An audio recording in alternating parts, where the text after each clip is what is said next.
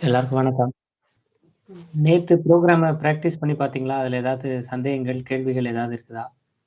துளசி Prabha Saravanan program அனுப்பிச்சிருக்காங்களே!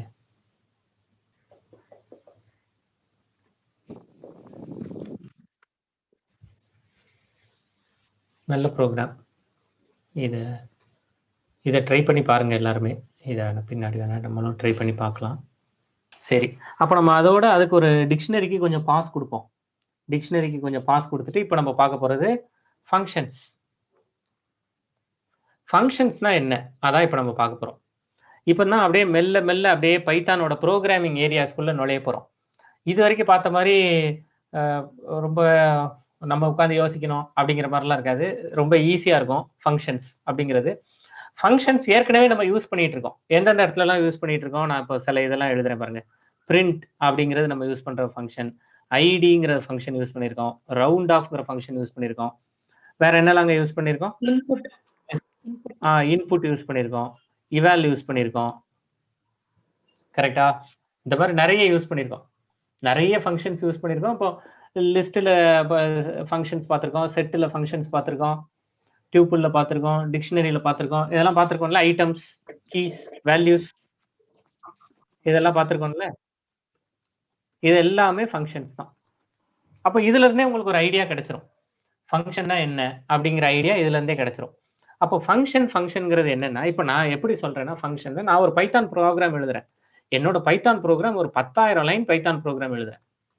இந்த 10,000 லைன்ல எனக்கு 10,000 லைனே ஒவ்வொரு தடவையும் ரன் பண்ண வேண்டிய தேவையில்ல.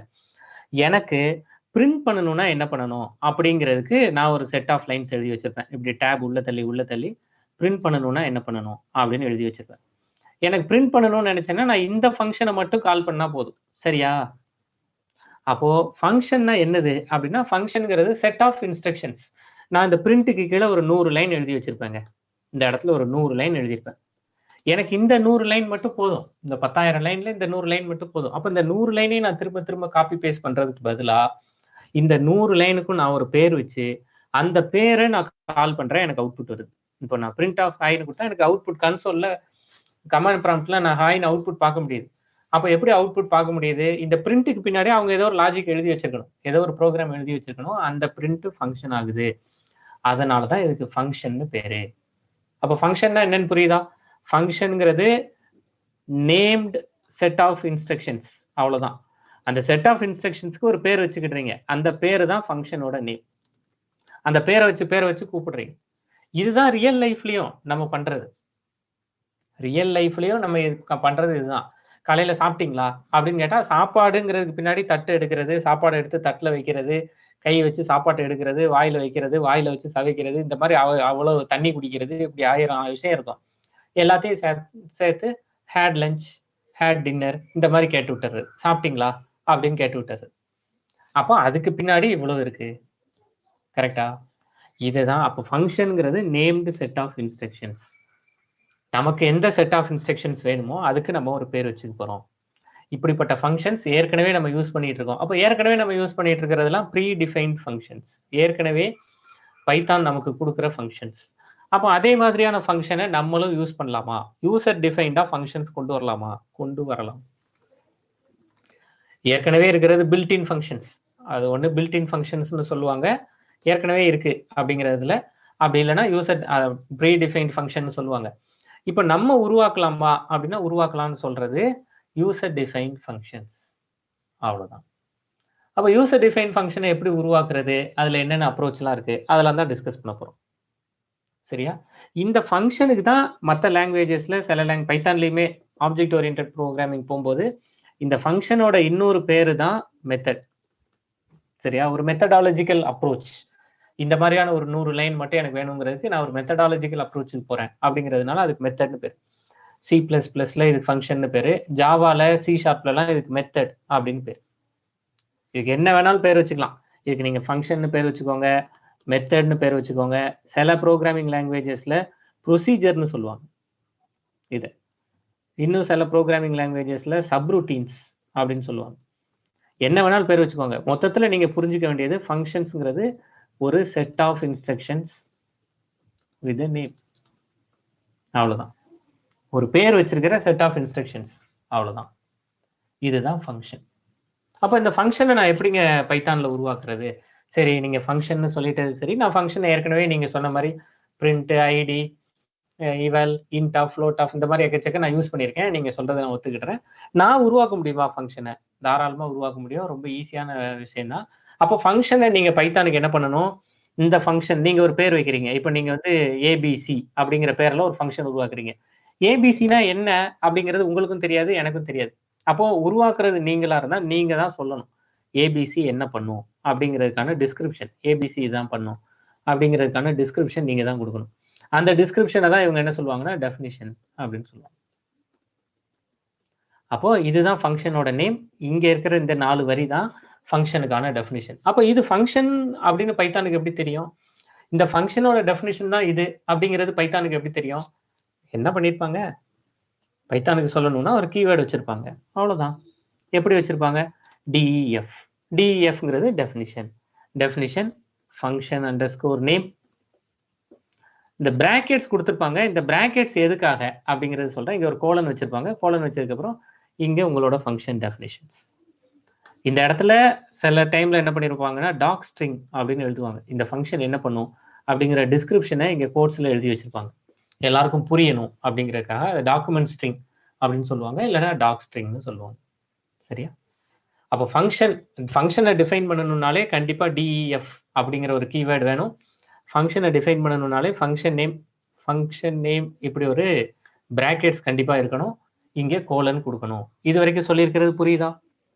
அவ்வளவுதான் ஃபங்க்ஷன்ஸ். இப்போ அடுத்த கேள்வி, அப்போ டெஃப். ஓகே, அப்போ அடுத்த கேள்வி டெஃப் அப்படின்னு கொடுத்துட்டீங்க, ஃபங்க்ஷன் நேம் கொடுத்துட்டீங்க. இந்த பிராக்கெட்ஸ் எதுக்கு? எப்பவுமே மறந்துடக்கூடாத ஒரு விஷயம் இந்த பிராக்கெட்ஸ். அப்போ இந்த பிராக்கெட்ஸ் எதுக்கு? இந்த பிராக்கெட்ஸ்க்குள்ள கொடுக்கறது தான் என்ன சொல்லுவாங்கன்னா இந்த ஃபங்க்ஷன்னா என்னது? ஒரு ஆக்ஷன், ஒரு செயல். ஃபங்க்ஷன்ங்கிறது ஒரு செயல், ஒரு வேலை. அந்த வேலைக்கு கீழே என்னென்ன பண்ணணுங்கிறத கீழே எழுதுறீங்க. அப்போ ஃபங்க்ஷன்ங்கிறது செயல். அந்த ஃபங்க்ஷன், அதாவது அந்த ஆக்ஷனுக்கு தேவையான இன்புட்ஸ் என்னென்ன, அதை இந்த பிராக்கெட்ஸ்ல இன்புட்ஸ் வித் கமா செப்பரேஷன்ஸ் அப்படின்னு கொடுத்துருப்பாங்க. அப்போ எல்லா ப்ரோக்ராமிங் லாங்குவேஜ்லயும் இதாங்க, கமா கமா கமா கொடுத்து ஃபங்க்ஷன் எழுதிடுறது. எப்படி? இப்போ நான் போறேன், இப்போ நான் வந்து என்ன பண்றது, ஏதாவது ஒரு வேலை செய்யறேன். இப்போ நான் வந்து ப்ரிப்பேர் ஜூஸ் அப்படின்னு நான் ஒரு வேலை செய்ய போறேன். அப்போ ப்ரிப்பேர் ஜூஸ்னா நான் வந்து ஒரு எலுமிச்சம்பழ ஜூஸ் போடுறேன்னு வச்சுக்கோங்களேன். எனக்கு என்னென்னலாம் வேணும்? லெமன், கமா, சுகர், ஒருவேளை சர்க்கரை வேணும் அப்படின்னா சால்ட். அவ்வளவுதான். அப்போ இந்த 3 எனக்கான இன்புட்ஸ். இது 3 இருந்தால் தான் நான் இந்த ப்ரிப்பேர் ஜூஸ்ங்கிறத பண்ண முடியும். இல்லை நான் வந்து இப்போ ஆப்பிள் ஜூஸ் பண்ண போறேன். அப்போ ஆப்பிள் ஜூஸ் பண்ணணும்னா எக்ஸ்ட்ராவா நான் இதில் வந்து வாட்டர் ஆட் பண்ணுவேன். வேற என்ன? வாட்டர், மில்க், இதெல்லாம் நான் சேர்த்துக்குவேன் அப்படின்னா நீங்க கமா கமா கமா கமா கொடுத்துக்க வேண்டியதான். அப்போ இந்த ப்ரிப்பேர் ஜூஸ் என்ன? இப்போ ரோபோ, பைத்தான்ங்கிறது ஒரு ரோபோ. அந்த ரோபோ கிட்ட போய் ஸ்டெப் 1 இதை பண்ணுப்பா, ஸ்டெப் 2 இதை பண்ணுப்பா, ஸ்டெப் 3 இதை பண்ணுப்பா அப்படின்னு இனி யாராவது ஒருத்தர் வந்து ப்ரிப்பேர் ஜூஸ்னு வந்தாங்கன்னா இந்த 5ஐயும் வாங்கி வச்சுட்டு அவங்களே இதை கொடுத்துருவாங்க. கொடுக்கறத வாங்கி வச்சுட்டு இதை செய்ப்பா அப்படின்னு பைத்தான்ட்ட சொல்லணும். அவ்வளவுதான். இதுதான் நம்மளோட வேலை. அப்போ இந்த பிராக்கெட்ஸ் எதுக்காக அப்படின்னா இந்த பிராக்கெட்ஸ் நீங்க இன்புட்ஸ் கொடுக்கறதுக்காக பயன்படுறது தான் இந்த பிராக்கெட்ஸ். அப்போ நான் இன்புட்ஸ் எப்படிங்க கொடுக்கறது? அதான் இப்போ இருக்கிற டிஸ்கஷன். அப்போ நான் இன்புட்ஸ் எப்படி கொடுக்கறது? இன்புட்ஸ் கொடுக்கறதுக்கு தான் இந்த பிராக்கெட்ஸ். சரி, அப்போ இன்புட்ஸ் கொடுக்கும்போது கமா கமா கமா கொடுக்கணும். அவ்வளவுதான். இது வரைக்கும் சொல்லியிருக்கிறதுல ஏதாவது கஷ்டம் இருக்கா? இந்த இன்புட்ஸுக்கு ஒரே ஒரு விஷயம் கூடுதலா சொல்லிடுறேன். இந்த இன்புட்ஸுக்கு எல்லா ப்ரோக்ராமிங் லாங்குவேஜ்லயும் பேராமீட்டர் அப்படின்னு பேர். இந்த வார்த்தையை தெரிஞ்சு வச்சுக்கணும். அவ்வளவுதான். இப்போ ஃபங்க்ஷன்னா ஃபங்க்ஷனுக்கு ஈக்குவலண்டான ஒரு வார்த்தை மெத்தட் அப்படின்னு சொல்றேன். அது மாதிரி இந்த இன்புட் நம்ம சாதாரணமா பேசுறதா இருந்தா இந்த ஆக்ஷன், இந்த வேலைக்கு தேவையான உள்ளீடு இன்புட் என்னங்கிறத சொல்றோம். ஆனா இந்த இன்புட்டுக்கு டெக்னிக்கலா அவங்க என்ன சொல்லுவாங்கன்னா பேராமீட்டர்னு சொல்லுவாங்க. சில இடத்துல இது ஆர்குமெண்ட்னு சொல்லுவாங்க. பேராமீட்டர்னு சொல்லுவாங்க, ஆர்குமெண்ட்ஸ் அப்படின்னு சொல்லுவாங்க. ரெண்டும் ஒண்ணுதான். பேராமீட்டர்னு சொன்னாலும் ஆர்குமெண்ட்ஸ்னு சொன்னாலும் இன்புட்ஸ் தான். பேரு தான் புதுசா சொல்லுவாங்க. அதாவது ஆர்குமெண்ட்னா வாதம். நீங்க ஒரு வேலை செய்யறீங்க, உங்களுடைய வேலைக்கு வலு சேர்க்கும் வாதம், சப்போர்ட்டிங் ஆர்குமெண்ட்ஸ். இதை எதை வச்சு நீங்க இந்த வேலையை செய்யலாம்னு நினைக்கிறீங்க? நான் இதை இந்த பாயிண்ட் எல்லாம் வச்சு நான் இந்த வேலையை செய்யலாம்னு நினைக்கிறேன் அப்படிங்கிறதுனால அந்த சப்போர்ட்டிங் ஆர்குமெண்ட்ஸ் அப்படிங்கிற மீனிங்ல இதுக்கு ஆர்குமெண்ட்ஸ் அப்படின்னு பேரு. அதனால இந்த பிராக்கெட்ல நீங்க கொடுத்துருக்கிறது எல்லாமே ஆர்குமெண்ட்ஸ். இந்த ஆர்குமெண்ட்ஸ் எல்லாம் கொடுக்கறதுக்காக தான் நம்ம டேட்டா டைப், வேரியபிள், இந்த கதையெல்லாம் இது வரைக்கும் நம்ம படிச்சு வச்சிருக்கிறதே இந்த ஃபங்க்ஷனுக்கு இந்த மாதிரியான ஆர்குமெண்ட்ஸ் கொடுக்கறதுக்காக தான். அப்போ இங்கே ஒரு பாஸ். இப்போ ஃபங்க்ஷன்னா என்னன்னு இப்போ எதெல்லாம் உங்களுக்கு தெரிஞ்சிருக்கணும் அப்படின்னா டெஃபினிஷன் டிஎஃப்னா என்னன்னு தெரிஞ்சிருக்கணும். ஃபங்க்ஷன் நேம் எப்படி கொடுக்கணுங்கிறது தெரிஞ்சிருக்கணும்.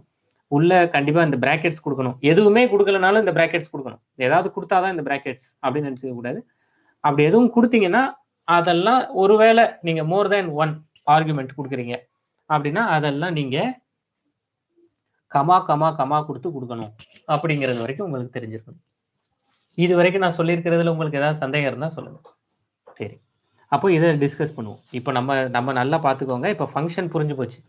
இந்த ஃபங்க்ஷன் புரிஞ்சிருச்சுன்னா இப்போ நம்ம வேலை செய்யறது ஒரு மிஷின் கிட்ட. இப்போ ஒரு மனுஷன் இன்னொரு மனுஷன்ட்ட போய் எனக்கு இந்த வேலை செஞ்சு கொடுங்கன்னு கேட்கறது வேற, ஒரு மிஷின் கிட்ட போய் செஞ்சு கொடுங்கன்னு கேட்கறது வேற. ரெண்டுக்கும் வித்தியாசம் இருக்கு இல்லையே? ரெண்டும் ஒரே வேலையை தானே செய்யும். மனுஷனா செஞ்சா மனுஷன் வந்து இன்புட்டையும் கொஞ்சம் அட்ஜஸ்ட் பண்ணிக்குவான், அவுட்புட்ல தப்பு கொஞ்சம் அப்படி ஒரு ஓவராலா ஒரு சாதாரண அவுட்புட் வந்தாலும் அட்ஜஸ்ட் பண்ணிக்குவான். ஆனா மிஷின்னா பெர்ஃபெக்டா கொடுக்கும். மிஷின் வந்து இன்புட்டையும் பெர்ஃபெக்டா எதிர்பார்க்கும், ரொம்ப துல்லியமா அக்யூரேசி ரொம்ப கொடுக்கும், அவுட்புட்டையும் அக்யூரேட்டா கொடுக்கும். மற்றபடி மனுஷன்ட்ட பேசுறதுக்கும் மிஷின்ட்ட பேசுறதுக்கும் வித்தியாசம் இருக்கா? ரெண்டும் ஒண்ணு தானே. அக்யூரேசி மட்டும்தானே ஒரே ஒரு வித்தியாசம். வேணா மனுஷன்ட்ட பண்றதுக்கும் மிஷின்ட்ட பண்றதுக்கும் இல்ல ஸ்பீடும் ஒரு வித்தியாசம் இருக்குன்னு சொல்லலாம். இது ரெண்டு தானே சொல்ல முடியும். இல்ல நீங்க வேற ஏதோ ஒண்ணு சொல்றீங்களே அப்படின்னு உங்களுக்கு கேள்வி இருந்ததுன்னா கரெக்ட். அப்போ இல்ல மனுஷன்ட்ட சொல்றதுக்கும் ப்ரோக்ராமிங் லாங்குவேஜ்ல sir is function common for other languages. ஆமாங்க, காமன். நல்ல கேள்வி. ஃபங்க்ஷன்ங்கிறது எல்லா லாங்குவேஜஸ்லயும் உண்டு. ஆனா இந்த டிஇஎஃப்னு கொடுக்குற இது வந்து பைத்தான் ஸ்பெசிஃபிக்கா. எல்லா லாங்குவேஜஸ்லயும் இந்த ஃபங்க்ஷன் உண்டு. அதை தான் மெத்தட்னு சொல்லுவாங்க. இந்த பிராக்கெட்ஸ் கொடுப்பாங்க. நீங்க எந்த லாங்குவேஜ் படிச்சாலும் சரி, இப்போ ஜாவா படிக்கிறீங்கன்னா பப்ளிக் ஸ்டாட்டிக் வாய்டு மெயின் அப்படின்னு கொடுப்பாங்க. சி படிக்கிறீங்கன்னா மெயின்னு கொடுப்பாங்க. இது மாதிரி நிறைய ஃபங்க்ஷன்ஸ்லாம் யூஸ் பண்ணலாம். நீங்க சாதாரணமா பிரிண்ட் எஃப் சிலாம் யாராவது படிச்சிருந்தீங்கன்னா பிரிண்ட் எஃப், சி அவுட், இந்த மாதிரி C++ல கொடுக்கறது, எக்கோ அப்படின்னு PHPல கொடுக்கறது, println system.out.println ஜாவால கொடுக்கறது எல்லாமே ஃபங்க்ஷன்ஸ் தான். நம்ம ஃபங்க்ஷன்னு சொல்றோம், அவங்க மெத்தட்னு சொல்லுவாங்க, அவ்வளவுதான். வேற எந்த வித்தியாசமும் இல்லை. சரியா? சரி, இப்போ நம்ம வந்து மனுஷன்ட்ட ஒரு விஷயத்த ஒரு வேலையை செய் அப்படின்னு மனுஷன்ட்ட சொல்றதுக்கும் ஒரு வேலையை செய் அப்படின்னு ஒரு மிஷின்ட்ட போய் சொல்றதுக்கும் வித்தியாசம் இருக்கா அப்படின்னா ஆமா, வித்தியாசம் இருக்கு. அக்யூரேசி ஸ்பீடை தாண்டி வேற சில வித்தியாசம் இருக்கு. என்னென்னங்கிறத சொல்றேன். இப்போ நான் இது எல்லாத்தையும் கொண்டு போய் எங்க அம்மாட்ட போய் கொடுக்குறேன். எங்க அம்மாட்ட போய் கொடுத்து ஃப்ரெண்ட்ஸ் எல்லாம் வந்திருக்காங்க, அவங்களுக்கு ஜூஸ் போடுங்க அப்படின்னு சொல்றேன். இப்போ எங்க அம்மா என்ன பண்ணுவாங்க? இதெல்லாம் வாங்கிட்டு போய் ஸ்டெப் 1 ஆப்பிள் எல்லாம் நறுக்கி வச்சுக்குவாங்க. பால் கலக்குன்னா பால் கலக்குறது, தண்ணி, சர்க்கரை, உப்பு எல்லாத்தையும் கலந்துருவாங்க. கலந்துட்டு கடைசியா நான் போய் அம்மாட்ட 1 கிலோ ஆப்பிளையோ 2 கிலோ ஆப்பிளையோ அம்மாட்ட கொண்டு போய் கொடுத்துருப்பேன். அம்மா என்ன பண்ணுவாங்கன்னா ஜூஸ் போட்டு கொண்டு வந்து கையில கொண்டு வந்து கொடுப்பாங்க. நான் அம்மா கிட்ட கொண்டு வந்து கொடுங்கன்னு சொன்னேனா? கொண்டு வந்து கொடுங்கன்னு சொல்ல மாட்டேன். அம்மா கிட்ட கொண்டு போய் கொடுத்து ஜூஸ் போடுங்க அப்படின்னு மட்டும்தான் நான் அம்மாட்ட சொல்லியிருப்பேன். அம்மாவே பார்ப்பாங்க, ஜூஸ் போடுங்கன்னு சொல்றான் பையன், வெளியில அவனோட நண்பர்கள்லாம் உட்காந்துருக்காங்க, அப்போ நம்ம இந்த ஜூஸை கொண்டு போய் அவன் ஃப்ரெண்ட்ஸுக்கு கொடுக்கணும் அப்படிங்கிற புரிதல் அம்மாவுக்கு உண்டு. அந்த இடத்துல அம்மா அன்னைக்கு இல்ல, அம்மா இருக்க வேண்டிய இடத்துல ரோபோ இருக்குது. ரோபோட்ட போய் ஜூஸ் போடுங்கன்னு சொன்னா ரோபோ ஜூஸ் மட்டும்தான் போடும், கொண்டு வந்து தராது. ஏன்னா கொண்டு வந்து தரல ரோபோ அப்படின்னு கேட்டா, கொண்டு வந்து தானே நீ சொன்னியா அப்படின்னு ரோபோ கேட்கும். சரியா தப்பா? இது வரைக்கும் நான் சொல்லியிருக்கிறதுல உங்களுக்கு ஏதாவது கேள்வி இருக்கா? இது ரொம்ப நல்ல ஏரியா. ஃபங்க்ஷன்ஸ் இல்லாம நமக்கு பைத்தான் ப்ரோக்ராமிங் இல்லை. எதுவும் கேள்வி இருந்தா சொல்லுங்க. அப்போ ரோபோவுக்கும் மனுஷனுக்கும் ஒரு விஷயத்த ஒரு மனுஷன்ட்ட போய் சொல்றதுக்கும் ஒரு ரோபோட்ட போய் சொல்றதுக்கும் வித்தியாசம் இருக்கு அப்படிங்கிறது புரியுதா? இதுல ஏதாவது சந்தேகம் இருந்தா சொல்லுங்க. அப்போ நான் ரோபோ கிட்ட கொண்டு வந்து தா அப்படின்னா கொண்டு வந்து திரும்ப கொடுங்கிறத எக்ஸ்பிளிசிட்டா சொல்லணும். வெளிப்படையா எனக்கு இந்த ப்ரிப்பேர் ஜூஸ்ல அவுட்புட் வேணும், அதை நீ கொண்டு வந்து கொடுக்கணும் அப்படின்னு சொல்லணும். நான் கொண்டு வந்து குடுன்னு சொல்லலைனாலும் ரோபோ அடுப்படிக்கு போகும், அடுப்படியில போய் வேலையெல்லாம் செய்யும், எல்லா வேலையும் செய்யும். ஆனா கொண்டு வந்து கையில தராது. அப்போ கொண்டு வந்து தர்றதுக்கு நான் என்ன பண்றது?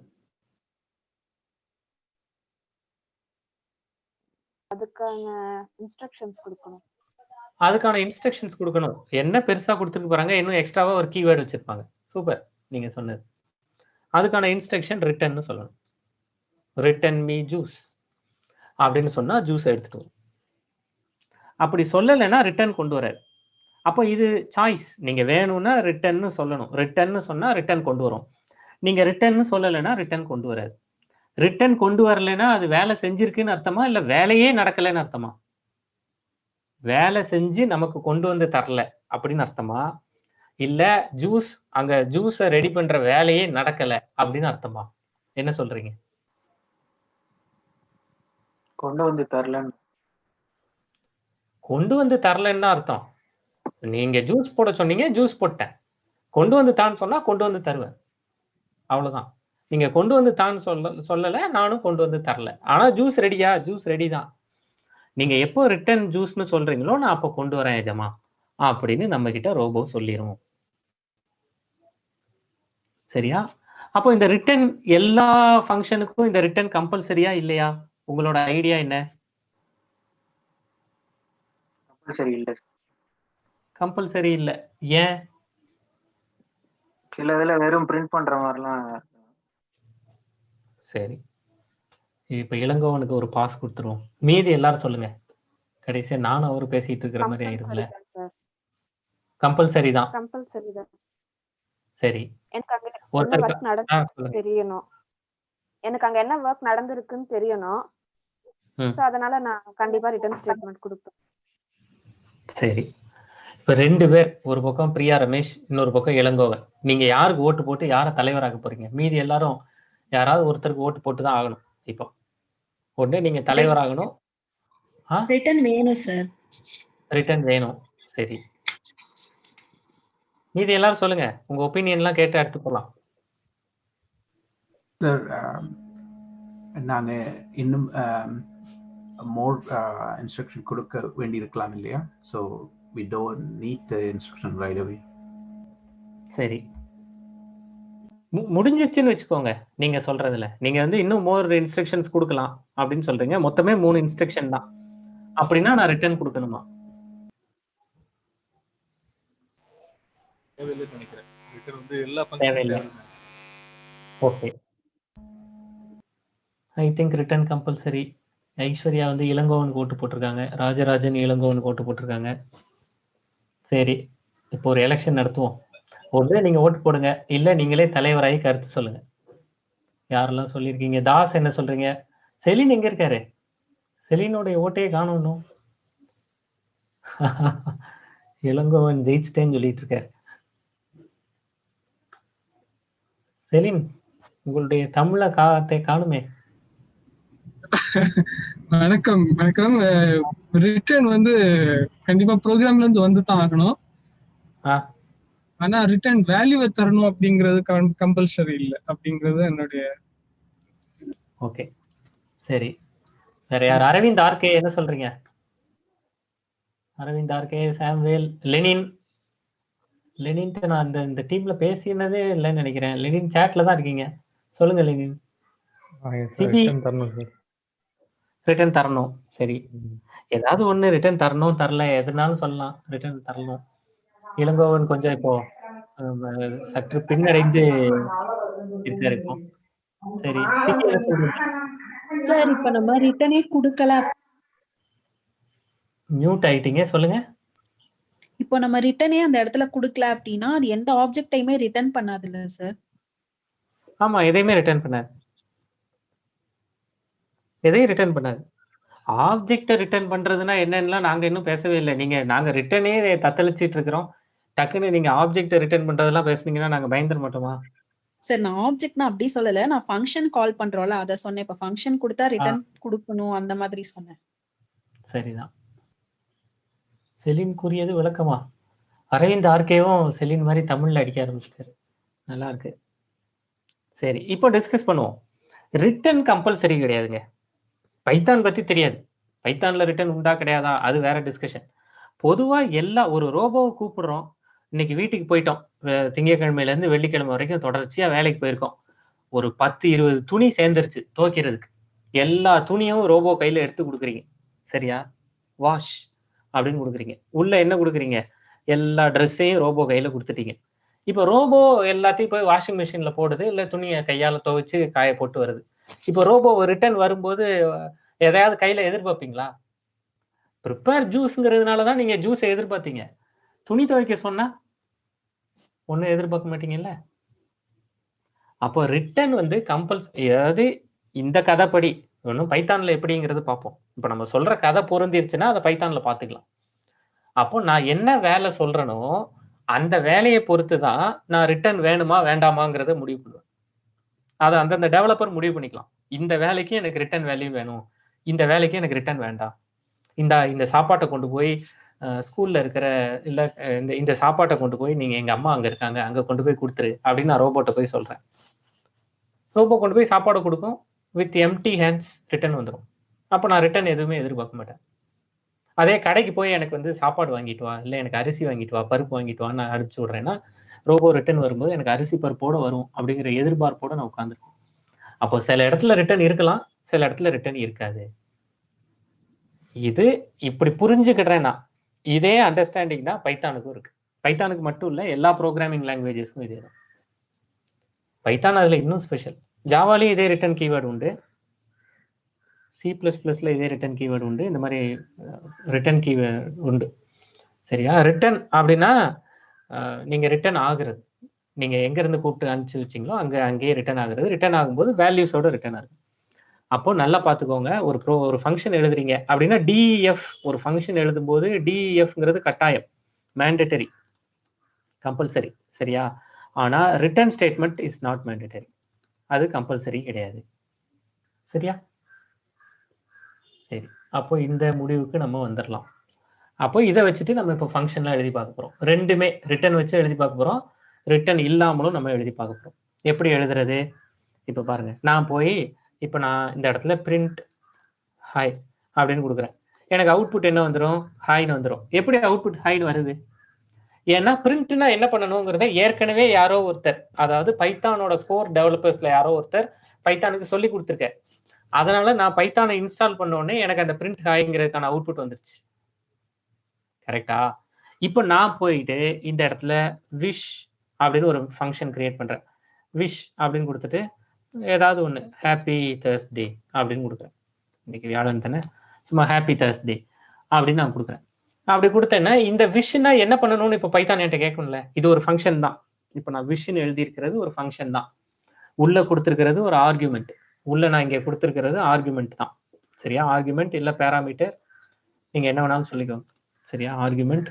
இந்த ஆர்குமெண்ட்ஸ்லேயே ஃபார்மல் ஆர்குமெண்ட், ஆக்சுவல் ஆர்குமெண்ட், இந்த மாதிரி நிறைய கதை பேசுவாங்க, அதெல்லாம் இருக்கட்டும். இப்போ நான் கொடுத்துருக்கிறது விஷுங்கிறது ஒரு ஃபங்க்ஷன் தான். இப்போ நான் இதை சேவ் பண்ணிட்டேன். இப்போ இந்த வைல் அப்படிங்கிறத போயிட்டு இதை நான் ரன் பண்ணி பார்க்க போறேன், என்ன அவுட்புட் வருது அப்படின்னு பார்க்க போறேன். இந்த ஃபைல் நேம் வந்து வைல்னு வச்சிருக்கேன்.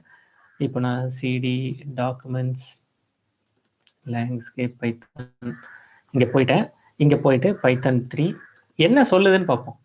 while.py name error, name wish is not defined. என்னப்பா சொல்ற? விஷுன்னா யாருன்னே எனக்கு தெரியாது, இப்படி ஒரு பேர்ல யாரையுமே எனக்கு தெரியாது அப்படின்னு பைத்தான் சொல்லு. சரியா தப்பா?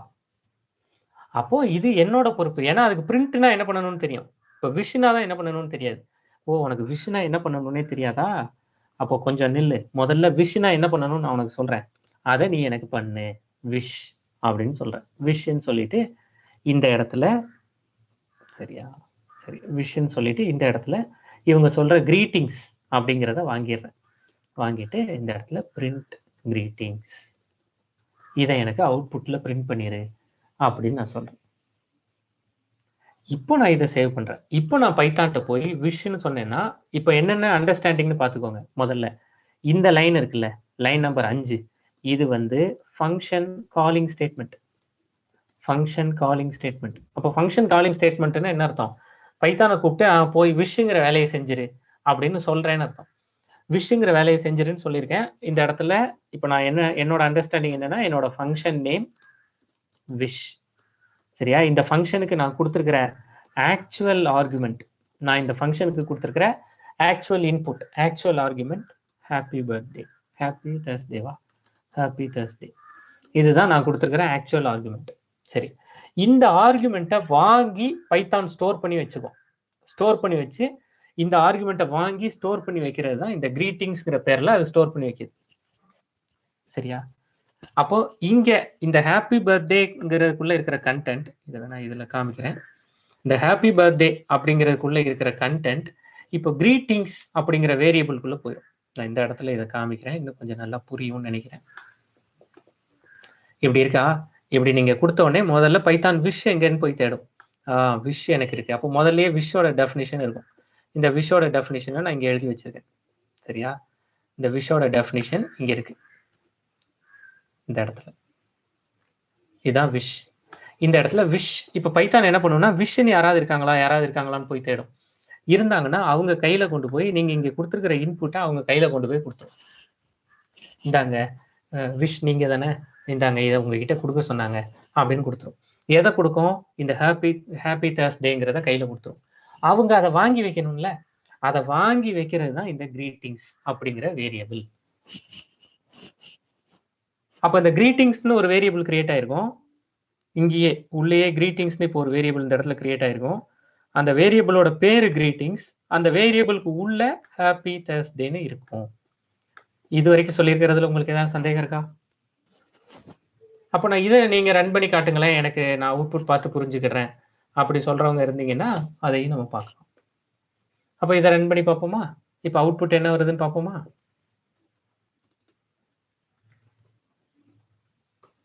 ஹாப்பி தேர்ஸ்டேன்னு வந்துருச்சா?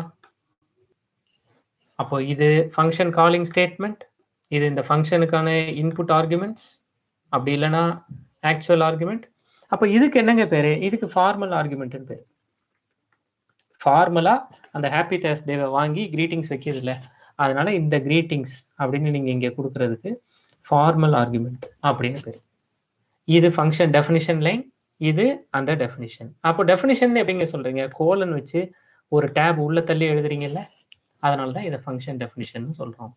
அப்போ ஃபங்க்ஷன் டெஃபினிஷன் எப்படி கொடுக்கறதுங்கிறது புரிஞ்சிருச்சா? அந்த விஷயங்கிற ஃபங்க்ஷன் நம்ம கிரியேட் பண்ணும் பொழுது அந்த ஆர்குமெண்ட் கிரீட்டிங்ஸ் இருக்குல்ல, அதை நம்ம கொட்டேஷன்ல கூட தர தேவையில்லையா? தேவையில்லை. ஃபார்மல் ஆர்குமெண்ட்டை எப்பவுமே அப்படி கொடுக்கணும்னு தேவையில்லை. ஓகே, நல்ல டவுட். கொடுக்கணும்னு தேவையில்லை. அப்போ நான் இதுல என்ன வேணாலும் கொடுத்துக்கலாம். இப்போ நான் விஷயங்கிறதுல ஹாப்பி தேர்ஸ்டே மட்டும் இல்லை. நான் இப்போ பாருங்களேன், சும்மா இந்த விஷயம் இப்போ நான் இதனால எனக்கு என்ன லாபம் அப்படிங்கிறத சொல்றேன். இப்போ நான் இந்த இடத்துல நான் இப்போ விஷ் அப்படிங்கிறதுக்குள்ள இப்போ நான் வந்து பிரிண்ட் ஹாய் அப்படின்னு நான் கொடுத்துட்றேன். ஹாப்பி இங்க என்ன கொடுக்குறோமோ அதை கொடுக்க போறோம். சரியா? அதுக்கப்புறம் print welcome to Python class அப்படின்னு ஒரு மெசேஜ் கொடுத்துறேன். இப்படி ஒரு 3 லைன் டைப் பண்ணியிருக்கேன். இப்போ எனக்கு என்ன லாபம்னு சொல்றேன். எனக்கு இருக்கிற லாபம் என்னன்னா, கிரீட்டிங்ஸ் அப்படிங்கிறதுக்கு பதிலாக இப்போ நான் நேம்னு வச்சுக்கிட்டேனே. இப்போ நான் இந்த இடத்துல நான் யூசர் கிட்ட ஒவ்வொருத்தர்ட்டையும் இப்போ நான் என்ன பண்ண போறேங்கிறத பாருங்க.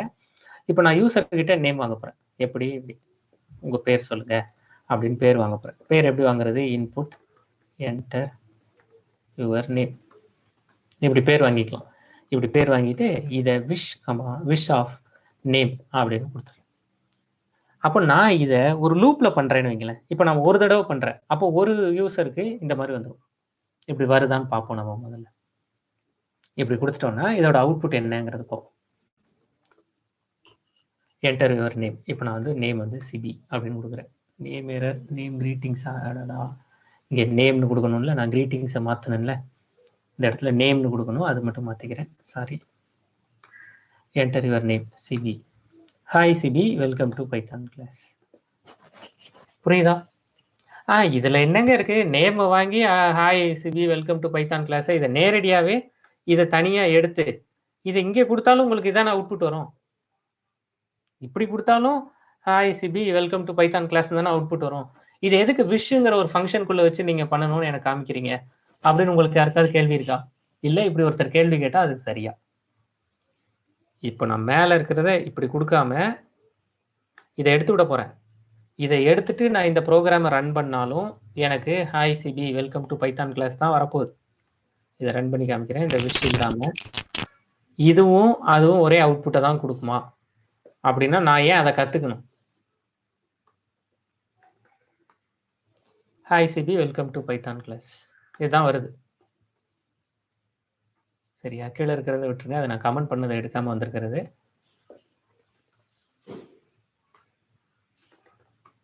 Hi Sibi, welcome to Python class. இந்த இடத்துல hi Sibi, welcome to Python class தான் வருது. இதே தான் நான் இப்படி எழுதும் போதும் வந்துச்சு. இதை எடுத்து விட்டுட்டு நீங்க விஷன் கால் பண்ணும்போது வந்துச்சு. ரெண்டும் ஒரே அவுட்புட் தான் வருது. இப்ப நான் ஏன் ஃபங்க்ஷன் ஒன்ன கத்துக்கணும் அப்படின்னு கேள்வி கேட்கறது சரியா, நியாயமா?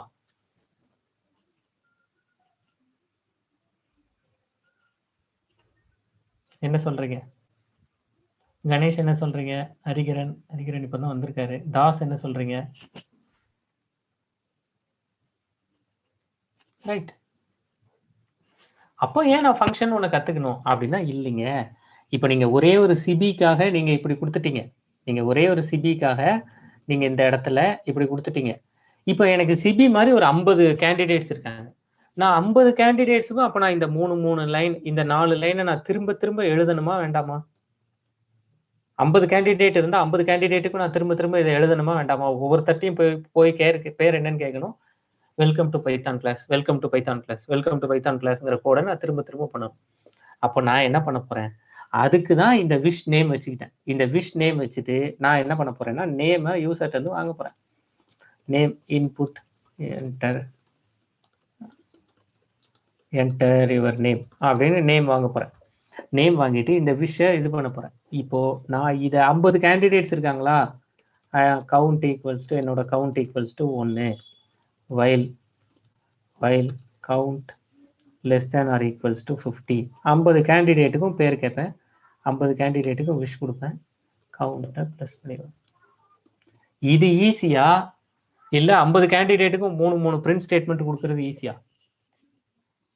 எது ஈஸி? இந்த வயலுக்குள்ளேயும் நீங்க எழுதலாம். இந்த வயலுக்குள்ளேயும் இந்த 3 பிரிண்ட் ஸ்டேட்மெண்ட்டை காப்பி பண்ணி எழுதலாம். ஆனா எப்படினாலும் நீங்க 50 தடவை 3 இந்த இடத்துல விஷ் கொடுக்கறதுக்கு பதிலாக இப்படி எழுதத்தானே போறீங்க. அப்ப இப்படி எழுதுறதுக்கு பதிலாக ஒரே ஒரு தடவை எழுதிட்டு இந்த இடத்துல விஷ் ஆஃப் நேமை கால் பண்ணா நமக்கு கோடு கம்மியா வருதா இல்லையா? ப்ரோக்ராமிங் இது புரியுதா? இப்போ ஃபங்க்ஷன் ஏன் ஃபங்க்ஷன் ஒன்று கத்துக்க போறோம் அப்படிங்கிறது புரியுதா? யாருக்கும் சந்தேகம் இருக்கா? இதுல ஏதாவது சந்தேகம் இருந்தா சொல்லுங்க. அப்போ ஃபங்க்ஷன் ஒன்று ஏன் கத்துக்கிடுறோம் அப்படிங்கிறது இப்போ நமக்கு தெரிஞ்சு போச்சு.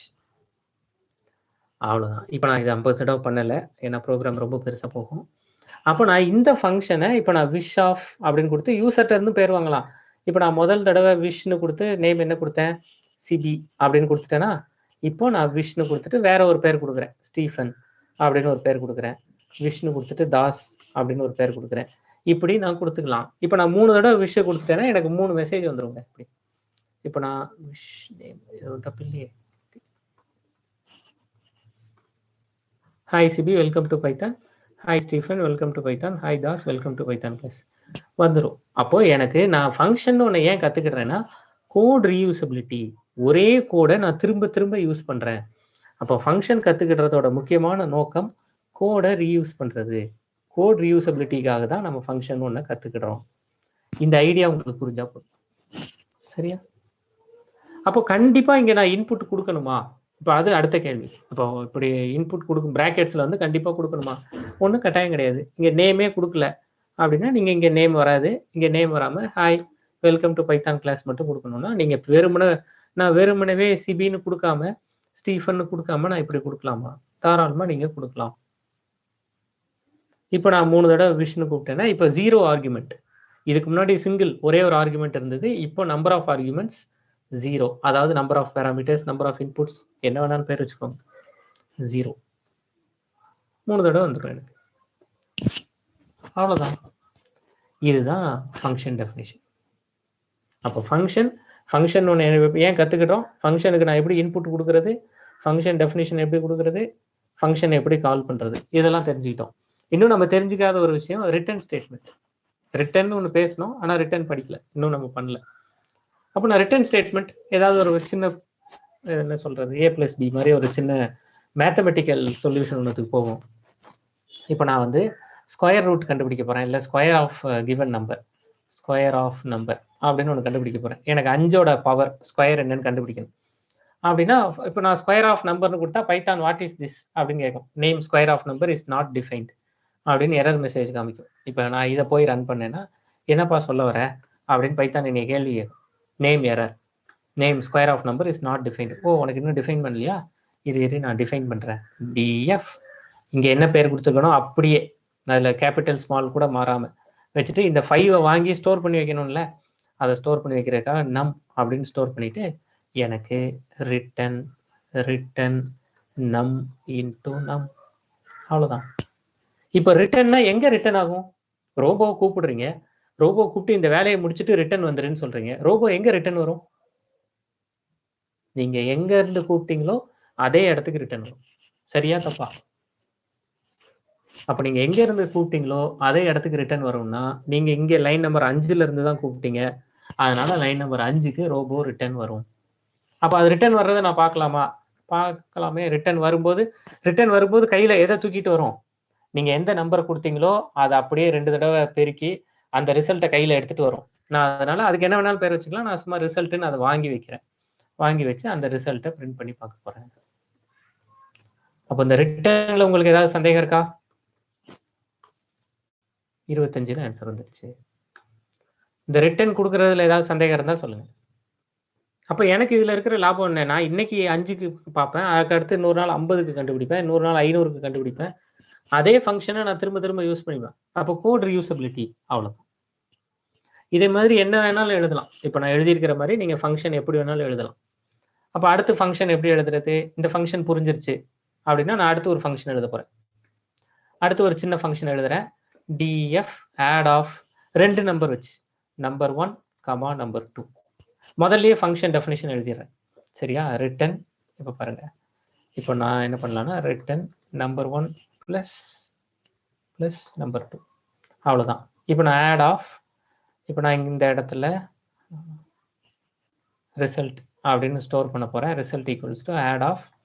உங்களுக்கு புரிஞ்சிருச்சுங்கிறதுனால நேரடியாகவே இப்படி காமிக்கிறேன். முதல்ல இதை எழுதாமல் முதல்லயே டெஃபினிஷன் எழுதிட்டு அதுக்கு கீழே ஃபங்க்ஷனை கால் பண்ணுறதை காமிக்கிறேன். கால் பண்ணி அதை நான் பிரிண்ட் பண்ணி பார்க்குறேன். இப்படி பண்ணலாம். 30ன்னு எனக்கு ஆன்சர் கிடைச்சிருச்சு. இப்போ இந்த ரிசல்ட்டில் என்ன மதிப்பு இருக்கு? 30. அப்போ இந்த ரிசல்ட்டுங்கிறதுல 30 இருக்கு. எப்படி 30 இருக்கு? நீங்கள் இந்த ஆட் ஆஃப் 10,20ங்கிறத கால் பண்ணியிருக்கீங்க.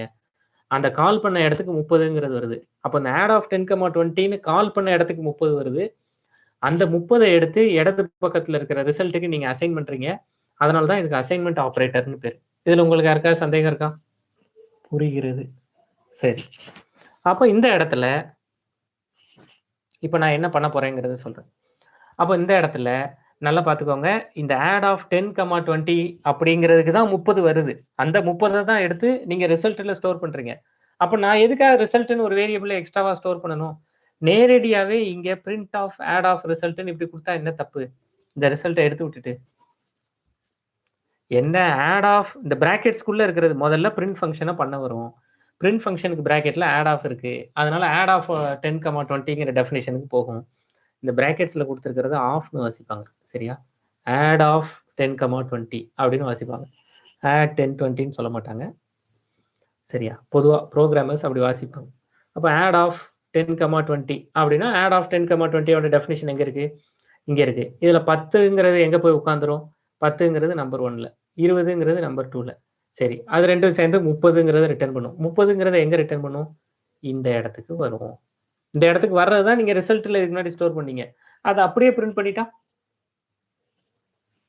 ஃபங்க்ஷனுக்குள்ள ஃபங்க்ஷன், ஒரு ஃபங்க்ஷன் காலிங்குள்ள இன்னொரு ஃபங்க்ஷன் காலிங். புரியுதா?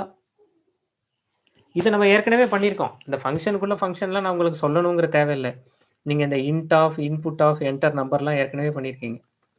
நானும் அதை மறந்து போய் உங்ககிட்ட சொல்லிட்டு இருக்கேன். உங்களுக்கு அது ஞாபகம் இருக்காதோ? இது ஏற்கனவே பண்ணியிருக்கீங்கல்ல. இன்புட் வாங்கி அதை இன்டிஜரா கன்வெர்ட் பண்றது ஏற்கனவே பண்ணியிருக்கீங்கல்ல. அதே தான் இங்கேயும் பண்றோம். இது வரைக்கும் சொல்லியிருக்கிறது புரியுதா? இதுல ஏதாவது சந்தேகம், கேள்வி ஏதாவது இருந்தா சொல்லுங்க. கிளியர்? அண்டர்ஸ்டூட்? சரி, அவ்வளவுதான். அப்போ ரிட்டர்னும் கொடுக்கலாம், ரிட்டர்ன் கொடுக்காமலும் இருக்கலாம். அவ்வளவுதான் இதோட மொத்த பாயிண்ட். அப்போ ரிட்டர்ன் கொடுக்கறதுல, நான் ரிட்டர்ன் கொடுக்கறதுல வெளியில வேல்யூ எடுத்துக்குவேன். வெளியில வேல்யூ எடுத்து அதை நான் ப்ராசஸ் பண்றேன். ரிட்டர்ன் கொடுக்கலன்னா உள்ளேயே அந்த வேல்யூஸ் இருக்கு. அவ்வளவுதான் அதுக்கான மீனிங்.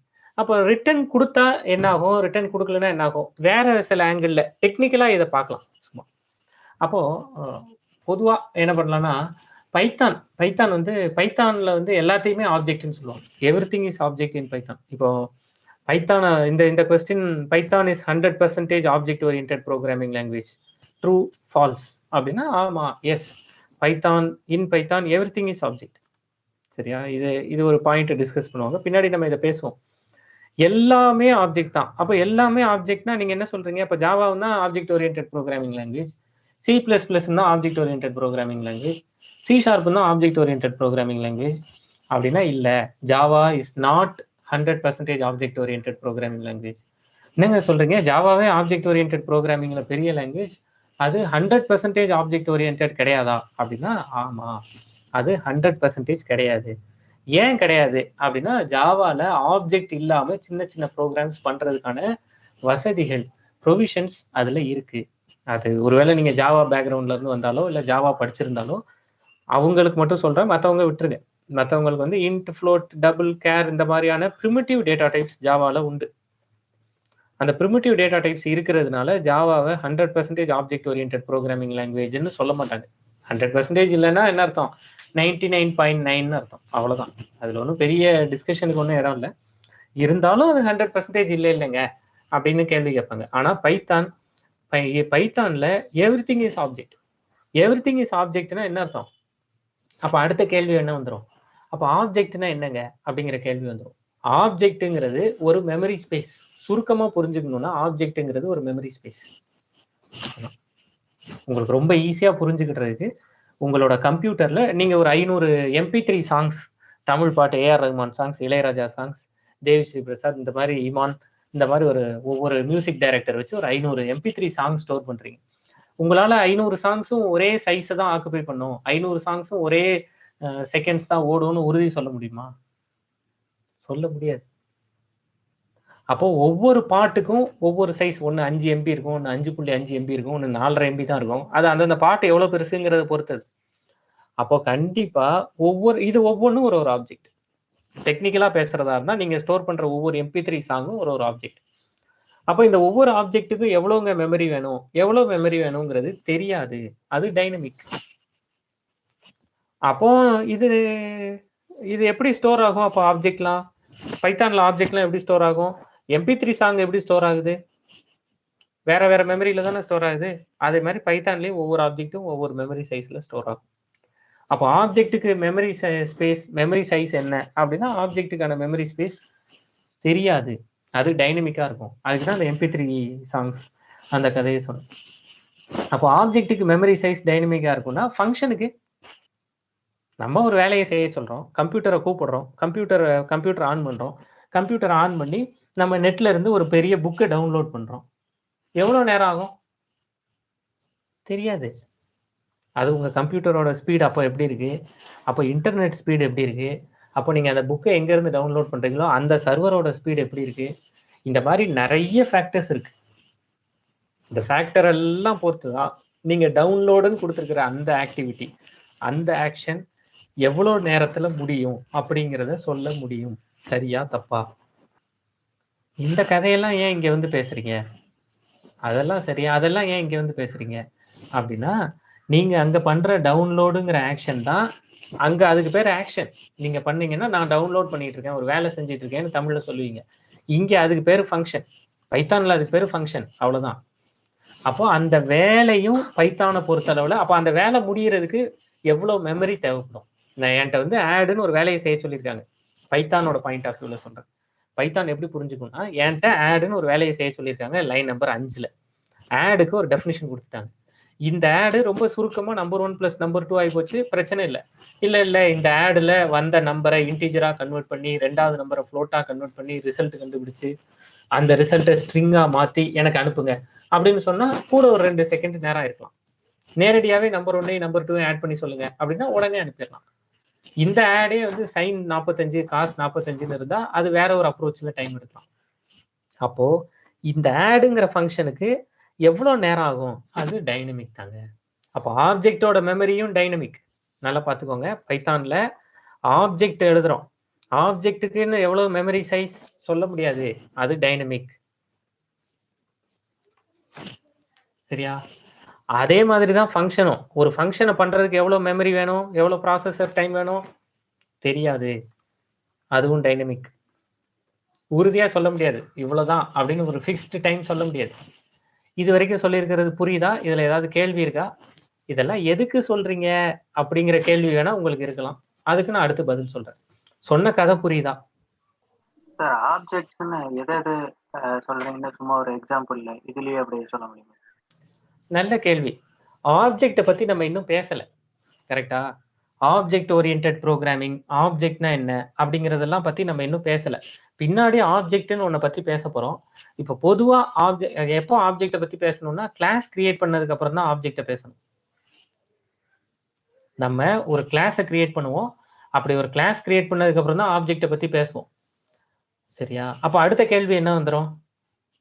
அப்ப நீ எதுக்கு என்கிட்ட கிளாஸ்னா என்னன்னே சொல்லாம ஆப்ஜெக்டை பத்தி பேச ஆரம்பிச்ச அப்படிங்கிற கேள்வி வந்துடும். நீங்க என்கிட்ட கேட்கறதா இருந்தா இப்படி கேட்கலாம். நீ கிளாஸ்னாலே என்னன்னு சொல்லல, கிளாஸ் சொன்னாதான் ஆப்ஜெக்ட் சொல்லலாங்கிற. அப்ப முதல்ல கிளாஸ்னா என்னன்னு சொல்லு. இப்போதைக்கு அந்த கிளாஸ் ஆப்ஜெக்ட் இதை பத்தின டிஸ்கஷனுக்குள்ள போக வேண்டாம். நம்ம இப்போதைக்கு இதை முடிச்சுக்கலாம். இதை முடிச்சுட்டு கொஞ்சம் அடுத்த வாரமே போயிடுவோம். அடுத்த வாரமே ஆப்ஜெக்ட் ஓரியன்டட் ப்ரோக்ராமிங்க்கு போயிடுவோம். பொதுவா ஆப்ஜெக்ட்டுங்கிறது என்ன புரிஞ்சுக்கலாம். நம்ம சாதாரணமா உங்களுக்கு ரொம்ப ஈஸியா ஆப்ஜெக்டை புரிஞ்சுக்கணும்னா உங்களோட மொபைல் தான் நீங்க யூஸ் பண்ற பைத்தான். நீங்க ஒரு பைத்தான் ப்ரோக்ராம் பண்றீங்க, அந்த பைத்தான் ப்ரோக்ராம் உங்களோட மொபைல் தான் அப்படின்னு புரிஞ்சுக்கிட்டீங்கன்னா உங்க மொபைல்ல இருக்கிற வாட்ஸ்அப், உங்க மொபைல்ல இருக்கிற யூடியூப், டெலகிராம், இது என்னென்ன ஆப் வச்சு இன்ஸ்டா என்னென்ன ஆப் வச்சிருக்கீங்களோ இது எல்லாமே ஆப்ஜெக்ட். இப்படி புரிஞ்சுக்கலாம். ஏன் அதெல்லாம் ஆப்ஜெக்ட்னு சொல்றோம்? ஆமா, எனக்கு டெலகிராம் எவ்வளவு மெமரி கன்சியூம் பண்ணிட்டு இருக்கு, என்னோட மொபைல்ல எவ்வளவு, உங்க மொபைல்ல எவ்வளவு தெரியாது. உங்களுக்கும் தெரியாது, எனக்கும் தெரியாது. ஏன்னா அது ஒவ்வொரு டைம்ல நீங்க எவ்வளவு வீடியோ டவுன்லோட் பண்ணிருக்கீங்க, எவ்வளவு ஆடியோ டவுன்லோட் பண்ணிருக்கீங்க, எவ்வளவு இமேஜஸ் வச்சிருக்கீங்க, எவ்வளவு ஃப்ரெண்ட்ஸ் கூட சேட்ல இருக்கீங்க, அதை வச்சுதான் சொல்ல முடியும். அதே மாதிரிதான் வாட்ஸ்அப், அதே மாதிரிதான் யூடியூப், அதே மாதிரிதான் ஜிமெயில். ஒவ்வொரு ஆப்பும் அதே மாதிரிதான். அப்ப நீங்க யூஸ் பண்ற ஒவ்வொரு ஆப்பும் டெக்னிக்கல் பாயிண்ட் ஆஃப் வியூல அது ஒரு மெமரி ஏரியா, அவ்வளவுதான். வாட்ஸ்அப் அப்படிங்கிறது ஒரு மெமரி ஏரியா, டெலகிராம்ங்கிறது உங்க மொபைல்ல ஒரு மெமரி ஏரியா. உங்க மொபைலுங்கிற பைத்தான் ப்ரோக்ராம்ல மெமரி ஸ்பேஸ் இருந்துச்சுன்னா அந்த ஆப்ஜெக்ட் வந்து உட்காரும். மெமரி ஸ்பேஸ் இல்லைன்னா அந்த ஆப்ஜெக்டால வந்து உட்கார முடியாது. அப்போ மெமரி ஸ்பேஸுக்கு ஒரு பேர் வச்சுட்டு அதை தான் நீங்க வாட்ஸ்அப்னு சொல்றீங்க. இப்படி நான் புரிஞ்சுக்கலாமா? இப்படி புரிஞ்சுக்கலாமா? இதுல ஏதாவது சந்தேகம், கேள்வி ஏதாவது இருக்கா? கிளியர்? சரி. அப்போ ஆப்ஜெக்டை பத்தி கண்டிப்பா பின்னாடி பேசுவோம். இப்போ ஆப்ஜெக்டை பத்தி எதுக்கு பேச வந்தேன்னா, அதே மாதிரி தான் ஃபங்க்ஷனுக்கும். ஃபங்க்ஷனுக்கு எவ்வளவு மெமரி கன்சியூம் ஆகுங்கிறது தெரியாது. அப்போ எனக்கு இப்போ நான் எதுக்கு இதெல்லாம் சொல்லிட்டு இருக்கேங்கிறது சொல்றேன்.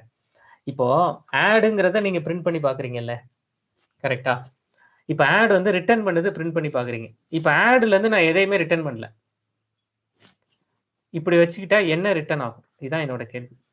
நான் சும்மா இந்த இடத்துல இது ஆடுனா உள்ள கண்டிப்பா A + B தான் கொடுக்கணும்னு எந்த கட்டாயமும் கிடையாது. ஏன்னா ஆடுனா பிளஸ்ங்கிறது பைத்தானுக்கு தெரியாது. அது இங்கிலீஷ் தெரிஞ்ச எனக்கு தான் தெரியும். ஏடிடினா அது ஏடிடின்னு இதை வாசிச்சுட்டு இருக்கோம். அதை போய் பிளஸ்லாம் ஆடுன்னு கொடுத்துட்டு இவர் என்ன உள்ள ஹாய்னு கொடுத்துருக்காரு. இப்படி பைத்தானுக்கு கேட்க தெரியாது. நீங்க உள்ள எதுவுமே கொடுக்காம பாஸ் அப்படின்னு கூட கொடுக்கலாம். இப்போதைக்கு நான் இதை பாஸ் பண்ணி வைக்கிறேன் அப்படின்னு நீங்க இதுல பாஸ்னு கூட கொடுக்கலாம், தப்பு கிடையாது. பாஸ்னு ஒரு கீவேர்டு இருக்கு பைத்தான்ல. நான் சும்மா நமக்கு பாஸ் இன்னும் பார்க்கலங்கிறதுனால புரியறதுக்காக பிரிண்ட் சொல்றேன். இப்போ நான் இந்த இடத்துல பிரிண்ட் கொடுத்துட்டு இப்போ நான் இப்படி ஹாய்னு கொடுத்தா, என்னங்க ஆடுன்னு கொடுத்து 2 நம்பரை கொடுத்துட்டு உள்ள ஹாய்னு பிரிண்ட் பண்ணிட்டு இருக்கீங்க, இப்படிலாம் பைத்தானுக்கு கேட்க தெரியாது. அது ஹாய்னு பிரிண்ட் பண்ணிட்டு போயிடும். இப்போ நான் இதை சேவ் பண்ணிட்டேன்னா இப்போ எனக்கு ஹாய் அப்படின்னு அவுட்புட் வந்துடும். ஹாய்னு அவுட்புட் வந்துருச்சா? கீழே இருக்கிற ஸ்டோரியெல்லாம் விட்டுருங்க. கீழே இருக்கிறது நன்னு பிரிண்ட் ஆயிருக்கு, என்டர் நம்பர் இங்கே கொடுத்தது பிரிண்ட் ஆயிருக்கு. அதை அடுத்து நான் சொல்றேன். சரி, அப்போ இது வரைக்கும் சொன்னது புரிஞ்சிருச்சு. சரி, இப்போ ரிட்டர்ன் கொடுத்தீங்க. இதுக்கு முன்னாடி வந்து ரிட்டர்ன் அப்படின்னு கொடுத்தீங்க. ரிட்டர்ன் நம்பர் 1 + நம்பர் 2 அப்படின்னு கொடுத்தீங்க. நம்பர் 1 + நம்பர் 2 அப்படின்னு கொடுத்தீங்க. அப்போ இந்த ஆடுக்கு வந்து நம்பர் 1ஐயும் நம்பர் 2ஐயும் ஆட் பண்ணி நமக்கு 30 அப்படின்னு ரிசல்ட் வந்துச்சு. அதைத்தான் நம்ம பார்த்தோம். இப்பவும் பார்க்கலாம். Ctrl+C கொடுத்துக்கிறேன்.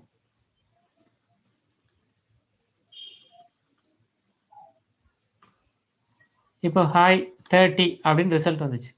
ஒருவேளை நான் ரிட்டர்ன் ஸ்டேட்மெண்ட் கொடுக்கலன்னா இந்த ஃபங்க்ஷன் எனக்கு என்ன ரிட்டர்ன் பண்ணும் அப்படின்னா, இந்த ஃபங்க்ஷன் எதையுமே ரிட்டர்ன் பண்ணாது. It will not return will not return anything. அந்த நாட்டுக்கு தான் இவங்க என்ன சொல்லுவாங்கன்னா it is returning nothing.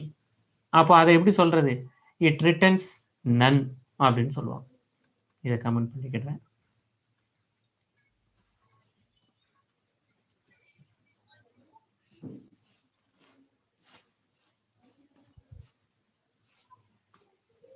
நன் அப்படின்னு வர்றது புரியுதா இந்த இடத்துல? அப்போ நீங்க எதையுமே ரிட்டர்ன் பண்ணாம ஒரு ஃபங்க்ஷனை பிரிண்ட் பண்ணி பாத்தீங்கன்னா உங்களுக்கு நன்னு பிரிண்ட் ஆகும் அப்படிங்கிறது புரியுதா? ரிட்டர்ன் பண்ணாம பிரிண்ட் பண்ணீங்கன்னா நன்னு பிரிண்ட் ஆகும். எதுவும் ரிட்டர்ன் ஆகலைன்னா நன்னு பிரிண்ட் ஆகும். அப்போ ரிட்டர்ன் ஸ்டேட்மெண்ட் கொடுத்தா என்ன ரிட்டர்ன் ஆகும், ரிட்டர்ன் கொடுக்காம நான் அதை பிரிண்ட் பண்ணி பார்த்தா என்ன ரிட்டர்ன் ஆகும், இதை நான் தெரிஞ்சுக்கிட்டேன். சரிதானே? இது வரைக்கும் சொன்னதுல ஏதாவது சந்தேகம் இருக்கா? சார் இந்த நன் வந்து அந்த ஆர்குமெண்ட்ஸ் யூஸ் பண்ணாம இருந்தா தான் வருமா? ஆர்குமெண்ட் யூஸ் பண்ணினாலுமே தான் சொல்றேன். நீங்க ரிட்டர்ன் ஆகலை, நீங்க ஆர்குமெண்ட் இந்த இடத்துல யூஸ் பண்றீங்கன்னே வச்சுக்கலாமே. இந்த இடத்துல நீங்க நம்பர் 1 + நம்பர் 2ன்னு கொடுக்கலாம்ல, ஹாய்க்கு பதிலா. அப்படி கொடுத்தாலுமே சொல்றேன். நல்ல டவுட்.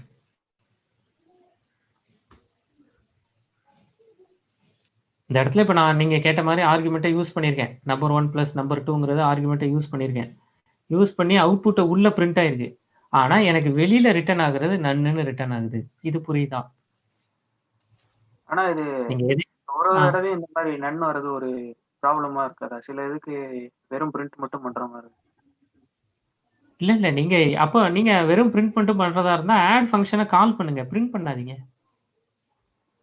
ஓகே. நீங்க கால் பண்ணீங்கன்னா பிரச்சனை இல்லை. கால் பண்ணி பிரிண்ட் பண்ணணும்னு நினைச்சீங்கன்னா அதுல இருந்து எதுவும் அவுட்புட் வரலன்னா நன்னு அவுட்புட் வந்து கிடைக்கும். இப்ப நான் வெறுமனே ஆடுன்னு கூப்பிட்டா நல்ல டவுட். வெறுமனே ஆடுன்னு கூப்பிட்டா எந்த பிரச்சனையும் இல்லை, எனக்கு 30ன்னு அவுட்புட் வந்துடும். நான் கூப்பிட்டுட்டு ரிட்டர்னே ஆகாத ஃபங்க்ஷனை பிரிண்ட் பண்ணா என்ன ஆகும்? அது எதையுமே ரிட்டர்ன் பண்ணல, அதை நான் பிரிண்ட் பண்ணா என்ன ஆகும்னு பாக்குறேன். அவ்வளவுதான். புரியுதா? நீங்க ரிட்டர்ன் இந்த பிரிண்ட் கொடுத்தீங்கன்னா இப்படி வரும்னு காமிச்சேன். அவ்வளவுதான். இப்ப நான் ஒரு ஃபங்க்ஷன் யூஸ் பண்றேன், அது எதையுமே ரிட்டர்ன் பண்ணல, ஆனா நான் அந்த ஃபங்க்ஷனை பிரிண்ட் பண்ணி பார்த்தா எனக்கு என்ன வரும் அப்படின்னு கேட்டாங்கன்னா நமக்கு சொல்ல தெரியணும்ல. அங்க போய் அப்படியா அப்படி கொடுக்க முடியுமா அப்படின்னு தகைச்சிடக்கூடாதுல்ல, அதுக்காக சொல்றேன். சரி, அப்போ இதெல்லாம் இருக்கட்டும். நம்ம இந்த ரிட்டர்ன் ஸ்டேட்மெண்ட் பத்திலாம் பார்த்துட்டோம். இத இன்னும் டீட்டெயிலா பார்க்கணும் அப்படின்னா இப்படி கொடுத்து பார்க்கலாம். இங்க பாருங்க, இதுல சும்மா காமிக்கிறேன். பிரிண்ட் டைப் ஆஃப் இந்த ஆப்ஜெக்ட் பத்திலாம் ஏன் பேசினேன் அப்படிங்கிறது சொல்றேன். இப்படி கொடுக்கலாம். நான் வந்து ஒரு வேரியபிளுக்கு டைப் ஆஃப் கொடுத்து பார்த்துருக்கோம், கரெக்டா? டைப் ஆஃப், ஐடி ஆஃப் இதெல்லாம் கொடுத்து பார்த்துருக்கோம், கரெக்டா? அப்போ அதே மாதிரி ஒரு ஃபங்க்ஷனுக்கு டைப் ஆஃப்லாம் கொடுத்தா என்ன ஆகும், ஐடி ஆஃப்லாம் கொடுத்தா என்ன ஆகும்? கிளாஸ் நன் டைப். ஏன்னா அது எதையுமே ரிட்டர்ன் பண்ணல. புரியுதா? ஒருவேளை அதை எதையாவது ரிட்டர்ன் பண்ணுச்சுன்னா அது என்ன டைப்போ அங்கே இங்கே வரும். இப்போ நான் ஒருவேளை இதில் உங்களுக்கு டிஃபிகல்ட்டி இருந்துச்சுன்னா இப்படி எக்ஸ்பிளைன் பண்ணுறேன். இங்கே பாருங்க, இப்போ எனக்கு இந்த ஃபங்க்ஷன்லேருந்து ஒரு வேல்யூ ரிட்டர்ன் ஆகுது. சரியா? நான் பிரிண்ட்லாம் பண்ணல, இப்படி ஒரு ஃபங்க்ஷன் எனக்கு ஒரு வேல்யூ ரிட்டர்ன் ஆகுது. இப்படி ரிட்டர்ன் ஆகுறத நான் பார்க்க போறேன். எப்படி பார்க்க போறேன்? இப்போ எனக்கு ரிட்டர்ன் என்ன ஆகும்? 10 20ன்னு கொடுத்தா 30ன்னு ரிட்டர்ன் ஆகும். எப்படி? நான் அதை result equals to add of 10, 20ன்னு கொடுத்தா எனக்கு ரிசல்ட். இந்த ரிசல்ட்டோட டைப் என்ன? இந்த ரிசல்ட்டோட டைப் என்ன? இந்த ரிசல்ட்டை பிரிண்ட் பண்ணா என்ன பிரிண்ட் ஆகும்? 30ன்னு பிரிண்ட் ஆகும். இதுலலாம் உங்களுக்கு எதுவும் சந்தேகம் இல்லைல்ல? அந்த ரிசல்ட் ஒரு இன்டீஜர். அந்த ரிசல்ட் எங்க இருந்து வருது? இந்த ஆட் ஆஃப் 10, 20ல இருந்து வருது. அப்போ நான் அந்த ஆட் ஆஃப் 10 ரிசல்ட்னு இருக்கிற இடத்துல ஆட் ஆஃப் 10, 20 நேரடியா கொடுக்கலாமா? இந்த இடத்துல கொடுக்கலாம். அப்படி கொடுத்தாலும் எனக்கு 30ன்னு தாங்க வரும். அப்போ நான் ரிசல்ட்னு கொடுக்கல, அப்படி கொடுக்காம அப்போ அந்த ஆட் ஆஃப் 10, 20யோட டைப் என்னன்னு பாக்குறேன். இப்போ எனக்கு அப்ப என்ன டைப் வரும்? உங்க கெஸ் என்னன்னு சொல்றீங்களா? இன்டீஜர்னு தான் வரும். புரியுதா? சும்மா தெரிஞ்சு வச்சுக்கோங்க, பின்னாடி எங்கேயாவது இதை யூஸ் பண்றதுக்கு இப்படிலாம் கொடுத்து பார்க்கலாம் அப்படின்னு தெரிஞ்சு வச்சுக்கோங்க. அதாவது ஒரு ஃபங்க்ஷனுக்கும் பைத்தான்ல ஸ்பேஸ் உண்டு, ஒரு ஃபங்க்ஷனும் கிளாஸுக்கு உள்ள வரும். ஏன்னா பைத்தான் ஒரு ஃபங்க்ஷனையும் ஆப்ஜெக்டா பார்க்கும். அந்த ஆப்ஜெக்டா ஏன் பார்க்குது எப்படிங்கிறத நம்ம அடுத்து டிஸ்கஸ் பண்ணிக்கலாம். ஒரு ஃபங்க்ஷனையும் பைத்தான் ஆப்ஜெக்டா பார்க்கும். அதனாலதான் அந்த ஃபங்க்ஷனுக்கும் கிளாஸ் இன்ட்னு காமிக்குது. நம்ம இது வரைக்கும் கொடுத்துருக்கிற நம்பர், நம்ம இது வரைக்கும் கொடுத்துருக்கிற பேரு, ஃப்ளோட், அதை மட்டும் இல்ல, ஒரு ஃபங்க்ஷனையும் ஃபங்க்ஷனுக்கும் டைப் அப்படிங்கிறது உண்டு, டேட்டா டைப்ங்கிறது உண்டு. அது என்ன ரிட்டர்ன் பண்ணுதோ அந்த டேட்டா டைப் அந்த ஃபங்க்ஷனுக்கு பொருந்தும். அது எதையுமே ரிட்டர்ன் பண்ணலன்னா நன் அப்படிங்கிறது பொருந்தும். தெரிஞ்சு வச்சுக்கோங்க. ரொம்ப டீட்டெயில்டு டிஸ்கஷன் இதில் தேவையில்லை, சரியா? சும்மா நான் உங்களுக்கு தெரிஞ்சுக்கிறதுக்காக. இன்கேஸ் இன்டர்வியூலாம் போகிறோம், இன்டர்வியூ போகும்போது இப்படி கொடுத்தா என்னப்பா அவுட்புட் வரும் அப்படின்னா திகச்சிடக்கூடாதுல்ல. இப்படிலாம் நான் கொடுத்ததே இல்லை அப்படின்னு பயந்துடக்கூடாதுல்ல. அதுக்காக இது உங்ககிட்ட காமிச்சதே தவிர இது உங்களோட ப்ரோக்ராமிங்கை இம்பேக்ட் பண்ணாது. அதனால ஒரு பேஸ் ஐடியா தெரிஞ்சு வச்சுக்கோங்க அப்படிங்கிறதுக்காக காமிச்சேன், அவ்வளோதான். சரி, அப்போ நான் இதே மாதிரி குட்டி குட்டியான ப்ரோக்ராம்ஸ்லாம் பண்ண போகிறேன், சரியா? இப்போ நான் வந்து simple programs, odd or even. Odd or even எப்படி பண்ணுறது? முதல்ல நம்பரை வாங்கணும். ஆட் ஆர் ஈவன் எப்படி கண்டுபிடிப்பீங்க? If number modulus 2 equals to 0 print odd or even, கரெக்டா? Else print odd. சின்ன சின்ன ப்ரோக்ராம் எப்படி ஒரு ஃபங்க்ஷனாக எழுதுறது அப்படிங்கிறத தெரிஞ்சுக்கிட்டோம். இப்போ நான் ஆட் அண்டர்ஸ்கோர் ஈவன் ஆஃப் 5 அப்படின்னு கொடுக்க போகிறேன். இப்போ எனக்கு ஃபர்ஸ்ட் ஆட் அண்டர்ஸ்கோர் ஈவன் 5னா இந்த ஃபங்க்ஷனை போய் தேடும். அங்கே போய் தேடி இந்த நம்பரில் இப்போ 5னு கொடுத்துரும். இப்போ நம்பரோட வேல்யூ இங்கே 5. அப்போ 5 மாடுலஸ் 2 நமக்கே தெரிஞ்சு போச்சு இதில் ரிசல்ட் என்ன வருங்கிறது. வேணும்னா நீங்கள் இதை யூசர்கிட்ட இருந்து வாங்கலாம். இந்த நம்பரை யூசர்கிட்ட இருந்து இன்ட், இந்த இடத்துல number equals to int of input of enter number அப்படின்னு யூசர்கிட்ட இருந்து நீங்கள் இதை வாங்கி அந்த நம்பரை இங்கே பாஸ் பண்ணலாம். அப்போ இன்னும் டைனமிக்காக இருக்கும் program. Enter number 1 2 3 4 5 odd, enter number 1 2 3 4 even. அப்போ ஃபங்க்ஷன் எப்படி அப்படிங்கிறது தெரியுதா? அப்போ டக்குன்னு இந்த ப்ரோக்ராம் ட்ரை பண்ணிட்டு இது ஒர்க் ஆகுதா பார்த்துட்டு சொல்றீங்களா? நம்ம அடுத்தது போகலாமா? ஏன்னா இது வரைக்கும் நீங்கள் ப்ரோக்ராமே பண்ணலை, நானாவே சொந்தமாக எல்லா கதையும் சொல்லிகிட்டே இருக்கேன். அதனால கொஞ்சம் போர் அடிக்கக்கூடாது. நீங்கள் பண்ணிட்டு சொல்லுங்கள், நான் வெயிட் பண்ணேன். Can we able to give optional argument? கண்டிப்பாக கொடுக்கலாம், அதெல்லாம் அடுத்து பண்ண போகிறோம். இன்னும் டைப்ஸ் ஆஃப் ஆர்குமெண்ட்ஸ்லாம் அடுத்து பண்ண போகிறோம். டன். சரி, அப்போ அடுத்த ப்ரோக்ராம். இப்போ ஒரு இன்புட் கொடுத்து பார்த்துட்டோமா? இதே லூப்பில் கொடுக்கலாமா? என்டர் நம்பரையே for num in range of 1 to 5 அப்படின்னு கொடுத்து இதை நான் கால் பண்ணிக்கலாமா? உங்களுக்கு என்ன டவுட் இருக்கும்? உங்களுக்கு இதுல இருக்கிற டவுட் வந்து என்னங்க இதுதான் ஆட் ஆர் ஈவனுக்கு இது மட்டும் போதாதா அப்படிங்கிறது இருக்கும். இல்லை, ஆட் ஆர் ஈவனையே நான் 10 நம்பருக்கு பண்ணணும்னா நான் ஒரு ஃபார் லூப் எழுதி இந்த ஃபங்க்ஷனை கால் பண்ணிட்டா போதும். அப்போ நான் 10 தடவை கூட வேண்டிய தேவையில்லை. இப்படி வச்சுக்கலாம். ஆட் ஈவன் ஏன்னா 1 2 3 4 4க்கும் பண்ணியிருக்கேன். அப்போ இது புரிஞ்சிருச்சா?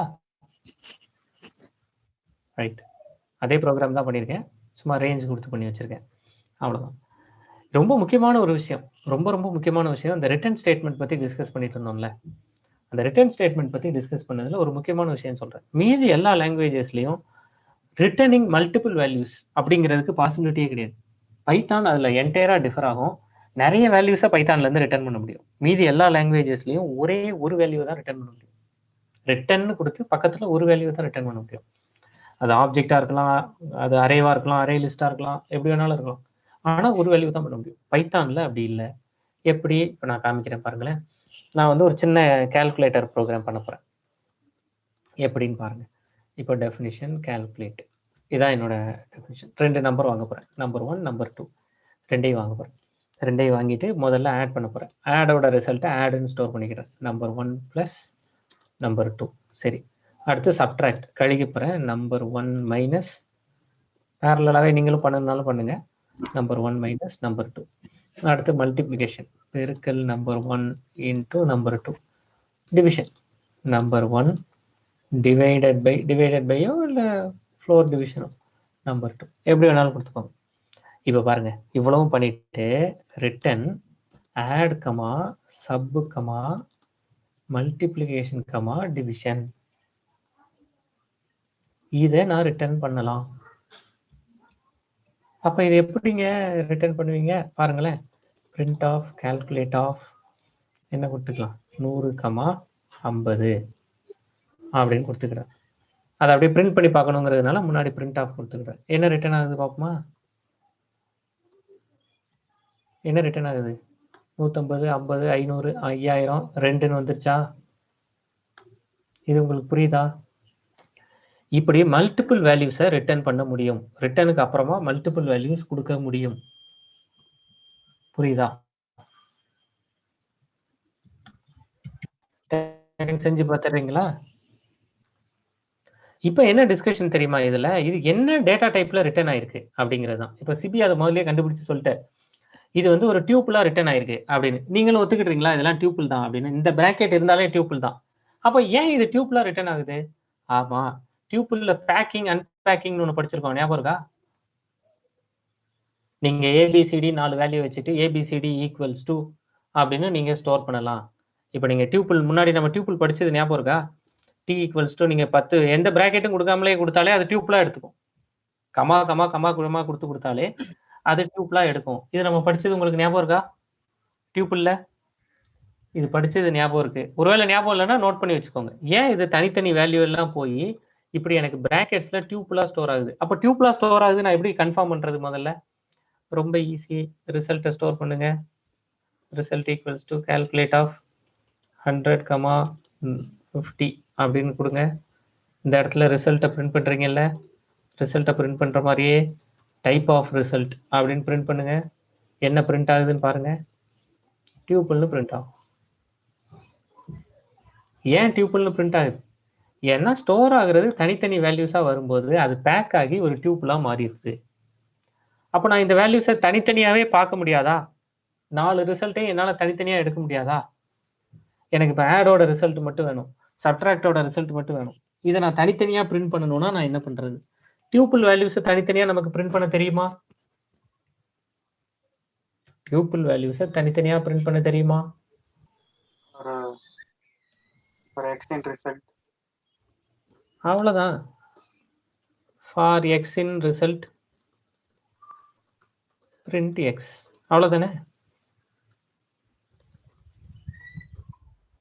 150, 50, 5000, 2ன்னு கிடைச்சிரும். அப்போ ஏன் அது டியூப்ல வருதுங்கிறது தெரிஞ்சு போச்சு. அந்த டியூப்ல பிரிச்சு எடுக்கணும்னாலும் நமக்கு தெரிஞ்சு போச்சு. அப்போ இது வரைக்கும் பண்ணதுல உங்களுக்கு ஓரளவு ஃபங்க்ஷன்னா என்ன, அதில் ரிட்டர்ன் ஸ்டேட்மெண்ட் இருந்தால் என்ன ஆகும், ரிட்டர்ன் ஸ்டேட்மெண்ட் இல்லைன்னா என்ன ஆகும், இதெல்லாம் தெரிஞ்சிருச்சு. கரெக்டா? அடுத்த டிஸ்கஷன் போலாமா? பேக்கிங் அன்பேக்கிங் வந்து டியூபிள்ஸ்க்கு மட்டும் தான் வருமா?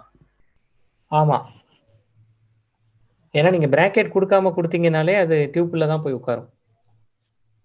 இல்ல இந்த லிஸ்ட் மறுபடியும் செட் இதுக்கெல்லாம் வராது. வராது.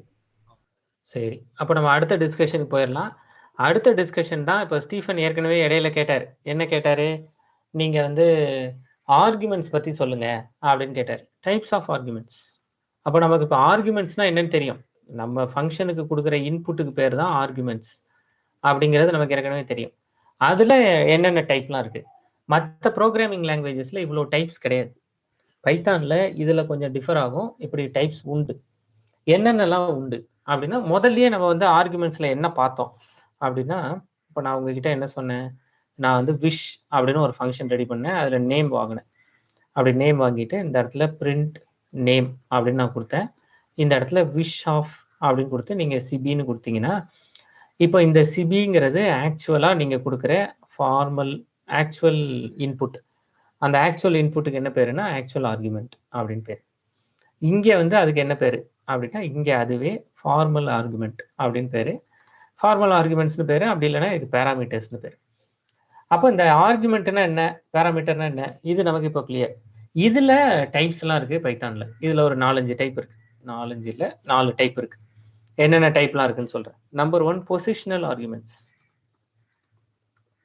சரியா, நோட் பண்ணி வச்சுக்கோங்க. இது ஒரு முக்கியமான ஏரியா தான். Positional arguments. இன்னொன்னு கீவேர்ட் ஆர்குமெண்ட்ஸ், மூணாவது டிஃபால்ட் ஆர்குமெண்ட்ஸ், நாலாவது variable length arguments. Positional, keyword, default arguments, variable length arguments, இப்படி 4 டைப்ஸ் உண்டு. இதை தான் இப்போ நம்ம டிஸ்கஸ் பண்ண போகிறோம். அப்போ பொசிஷனல் ஆர்குமெண்ட்ஸ்னா என்ன? பொசிஷனல் ஆர்குமெண்ட்ஸ் ஏற்கனவே நம்ம பண்ணிட்டோங்க. என்ன பண்ணோம்? இப்போ நான் வந்து ஒரு definition add of number 1, number 2 அப்படின்னு கொடுத்துட்டோம். இந்த இடத்துல ரிட்டன் நம்பர் 1 + நம்பர் 2ன்னு கொடுத்துட்டோம். இதில் நீங்கள் என்ன பண்ணீங்க? பொசிஷன் வச்சு இந்த பொசிஷனில் இது இப்போ நான் இந்த இடத்துல 100ன்னு கொடுத்துட்டேன், 50ன்னு கொடுத்துட்டேன். அப்போ இந்த 100ங்கிறது போய் எங்கே போய் உட்காரும்? இந்த நம்பர் 1 அந்த பொசிஷனில் போய் உட்காரும். இந்த 50 எங்கே போய் உட்காரும்? இந்த நம்பர் 2ல போய் உட்காரும். இதான் பொசிஷனல் ஆர்குமெண்ட்ஸ். அப்போ இந்த 4 டைப்ல ஒரு டைப் ஏற்கனவே நமக்கு தெரியும். இது கரெக்டா? என்னது சிபி பண்ணியிருக்கீங்க ஸ்டீஃபன்? என்ன அவுட்புட் மட்டும் பிரிண்ட் பண்ணியிருக்கீங்களா? கிளாஸ் ஃபங்க்ஷனா? சார் அது வந்து பிராக்கெட் போட்டு ரிட்டர்ன் பண்ணா டைப் வந்து ஃபங்க்ஷன் வருது. அதான் சார் ஏன் அப்படி வந்துச்சுன்ட்டு. என்ன பிராக்கெட் போட்டு ரிட்டர்ன் பண்ணியிருக்கீங்க? ஸ்கொயர் பிராக்கெட் போட்டு ரிட்டர்ன் பண்ணதா? ஆமா சார். ஆமா. ஃபங்க்ஷன்னு ஒரு கிளாஸ் இருக்கு. அதெல்லாம் இப்போ அந்த கிளாஸ் பத்தி நம்ம இன்னும் பேசல, ஆப்ஜெக்ட் ஓரியன்டட் ப்ரோக்ராமிங்ல. Okay sir. அத டைப்ல அந்த மாதிரி வந்துச்சு. ஆமா. எல்லா ஃபங்க்ஷன்ஸுமே பைத்தான்ல ஆப்ஜெக்ட் தான். அப்போ அந்த ஆப்ஜெக்ட்டுக்கு ஒரு கிளாஸ் இருக்கும், அதான் ஃபங்க்ஷன் கிளாஸ். Okay sir. நம்ம கண்டிப்பா ஊப்ஸ்ல டிஸ்கஸ் பண்ணுவோம். சரியா? சரி, இப்போ நம்ம வந்து back to positional arguments. Sorry, இடையில நான் தான் அவர் என்ன திடீர்னு அனுப்பிச்சிருக்காருன்னு பார்த்தேன். Positional arguments. அப்போ பொசிஷனல் ஆர்குமெண்ட்ஸ் நமக்கு ஏற்கனவே தெரியும். அப்போ ஒன்று விட்டுறலாமா? பொசிஷனல் ஆர்குமெண்ட்ஸை விட்டுறலாம். அடுத்தது என்னது? Keyword arguments. பொசிஷனல் ஆர்குமெண்ட்ஸ் ஏற்கனவே நீங்கள் ப்ராக்டிஸ் பண்ணிட்டீங்க. அடுத்து நம்ம டிஸ்கஸ் பண்ண போகிறது கீவேர்ட் ஆர்குமெண்ட்ஸ். அப்போ கீவேர்ட் ஆர்குமெண்ட்ஸ் எப்படி? இங்கே பாருங்க, நேம், விஷ். இப்போ நான் என்ன பண்ண போறேன்னா, என்னோட நேமும் நீங்கள் ஏதோ ஒரு மெசேஜ் கொடுக்குறீங்க, அந்த மெசேஜும் பிரிண்ட் பண்ண போகிறோம். இப்போ எப்படி பிரிண்ட்? இப்படி ஹாய் நேம் மெசேஜ், இப்படி மெசேஜை பிரிண்ட் பண்ண போகிறோம். இங்கே பாருங்களேன், இப்போ நம்ம அடுத்து பண்ண போகிறது கீவேர்ட் ஆர்குமெண்ட். இப்போ கீவேர்ட் ஆர்குமெண்ட்னா இதுதான் கீவேர்ட். இந்த நேம், இந்த மெசேஜுங்கிறது தான் கீவேர்ட்ஸ். அந்த ஃபார்மல் ஆர்குமெண்ட்ஸ் இருக்குல்ல, அதுதான் கீவேர்ட்ஸ். இப்போ நான் இந்த இடத்துல விஷ் அப்படின்னு கொடுத்துட்டு இந்த இடத்துல கீவேர்டு தானே, அப்போ நான் முதல்ல நேம் ஈக்குவல்ஸ் டு கணேஷ் அப்படின்னு கொடுத்துறேன். இப்போ சாதாரணமாக இதை காமிக்கிறேன், பொசிஷனல் ஆர்குமெண்ட்ஸாக காமிக்கிறேன். இதில் கணேஷ் அப்படின்னு கொடுத்துட்டு வெல்கம் அப்படின்னு மெசேஜ் கொடுத்துறேன். இதான் இப்போ என்னோட ப்ரோக்ராமில் நேமா கணேஷ் அப்படின்னும் மெசேஜா வெல்கம் அப்படின்னும் போய் ஸ்டோர் ஆயிரும். இதில் உங்களுக்கு எந்த சந்தேகமும் இல்லை. இதான் பொசிஷனல் ஆர்டர், பொசிஷனல் ஆர்குமெண்ட்ஸ் கொடுக்குறது. இப்போ நான் என்ன பண்ண போறேன்னா, கொஞ்சம் இதை அப்படி ட்விஸ்ட் பண்ணி கீவேர்டு ஆர்குமெண்ட்ஸாக கொடுக்க போறேன். எப்படி? இங்கே பாருங்க, name equals to Ganesh, message equals to welcome, இப்படி கொடுக்க போறேன். இதோட ரிசல்ட் என்ன வருது அப்படின்னு நான் பார்ப்பேன்.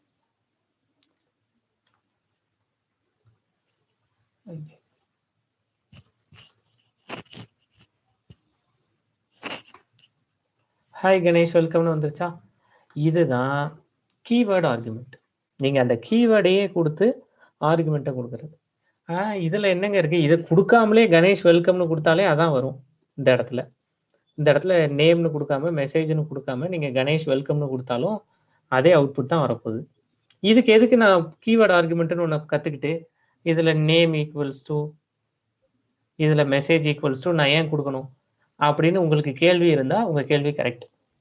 அப்படி கேள்வி இல்லைனாலும் இந்த கேள்வி யோசிச்சு பாருங்க, இப்படி கொடுக்கலாம், இப்படி கொடுக்கறதுல என்ன யூஸ் அப்படின்னா கரெக்ட். அப்போ இதில் இந்த கேள்வியில் என்ன யூஸ் அப்படிங்கிறத சொல்கிறேன். இங்கே பாருங்க, இப்போ நான் நல்லா பார்த்துக்கோங்க. இப்போ இது ரெண்டு இடம் மாற்றி கொடுப்பேன். இப்படி மெசேஜை முதல்ல கொடுத்து நேமை ரெண்டாவது கொடுக்க போகிறேன். இப்படி கொடுத்தாலும் இந்த ப்ரோக்ராம் ரன் ஆகும். முதல் நம்பர் முதல்ல, ரெண்டாவது நம்பர் ரெண்டாவதுக்கு, அப்படி போகாது. ஓ, அவர் கீவேர்டை ஸ்பெசிஃபை பண்ணியிருக்காரு, அப்போ நான் மெசேஜா வெல்கம்னு எடுத்துக்கணும், நேமா கணேஷ்னு எடுத்துக்கணும் அப்படின்னு இந்த கீவேர்டை பொறுத்து நீங்க பொசிஷனை மாத்திக்கலாம். முன்னாடி இருந்தது பொசிஷனல் ஆர்குமெண்ட், வரிசையாதான் அந்த பொசிஷன் போகும். இப்போ பொசிஷனல் ஆர்குமெண்ட் இல்லை, இப்போ நான் கொடுத்துருக்கிறது கீவேர்டு ஆர்குமெண்ட்ஸ். நீங்க கீவேர்டை இடம் மாத்தி கொடுத்தாலும் எடுத்துக்கும். இது புரியுதா? இதுதான் கீவேர்ட் ஆர்குமெண்ட்ஸ். இதுல உங்களுக்கு ஏதாவது சந்தேகம் இருக்கா? அப்படி இதுல சந்தேகம் இல்லை அப்படின்னா டக்குன்னு இதை ட்ரை பண்ணிடுறீங்களா? ஏன்னா கீவேர்டு பொசிஷனல் ஆர்குமெண்ட்ஸ் உங்களுக்கு தெரியும். கீவேர்டு ஆர்குமெண்ட்ஸையும் ட்ரை பண்ணிடுறீங்களா? ட்ரை பண்ணிட்டு சொல்லுங்க. ஒரு கொஸ்டின், இது ரெண்டுமே எனக்கு நல்லா புரிஞ்சிருச்சு அப்படின்னு சொல்றவங்களுக்கு மட்டும் இந்த கொஸ்டின். அப்போ நான் பொசிஷனல் ஆர்குமெண்ட்டையும் கீவேர்டு ஆர்குமெண்ட்டையும் மிக்ஸ்டா கொடுக்கலாமா? இப்போ நான் வந்து நேம் ஈக்குவல்ஸ் டு கணேஷ்னு கொடுத்துட்டேன். ஆனா இங்க மெசேஜ் ஈக்குவல்ஸ் டு வெல்கம்னு கொடுக்கல, இப்படி வெல்கம்னு கொடுக்கலாமா? அல்லது இந்த இடத்துல வெறுமன கணேஷ்னு கொடுத்துட்டு இந்த இடத்துல மெசேஜ் ஈக்குவல்ஸ் டு வெல்கம் அப்படின்னு நான் கொடுக்கலாமா? இதை ட்ரை பண்ணி பாருங்க. சரியா? ட்ரை பண்ணி உங்களுக்கு என்ன ரிசல்ட் வருதுங்கிறத நோட் பண்ணிக்கோங்க. அந்த ப்ரோக்ராம் முடிச்சவங்க இதை ட்ரை பண்ணி பாருங்க. அதாவது இப்போ நான் இங்கே இந்த லைன் நம்பர் 13 முதல்ல எழுதிக்கிறேன். சரியா? இந்த இடத்துல இங்கே நான் என்ன பண்ணியிருக்கேன்னா, இது நார்மல் பொசிஷனல் ஆர்குமெண்ட், இது கீவேர்டு ஆர்குமெண்ட். பொசிஷனலையும் கீவேர்டையும் கலந்து கொடுத்துருக்கேன். இப்படி கொடுக்கலாமா? முதல்ல அதை ட்ரை பண்ணி பாருங்க. கொடுக்கலாமா அப்படிங்கிறத ட்ரை பண்ணி பாருங்க. அதே ஆர்டர் மாற்றி கொடுக்கலாமா அப்படிங்கிறதையும் ட்ரை பண்ணி பாருங்க. ஹாய் கணேஷ் வெல்கம் வந்துருச்சு. அவர் செலின் கொடுத்துருக்காரு.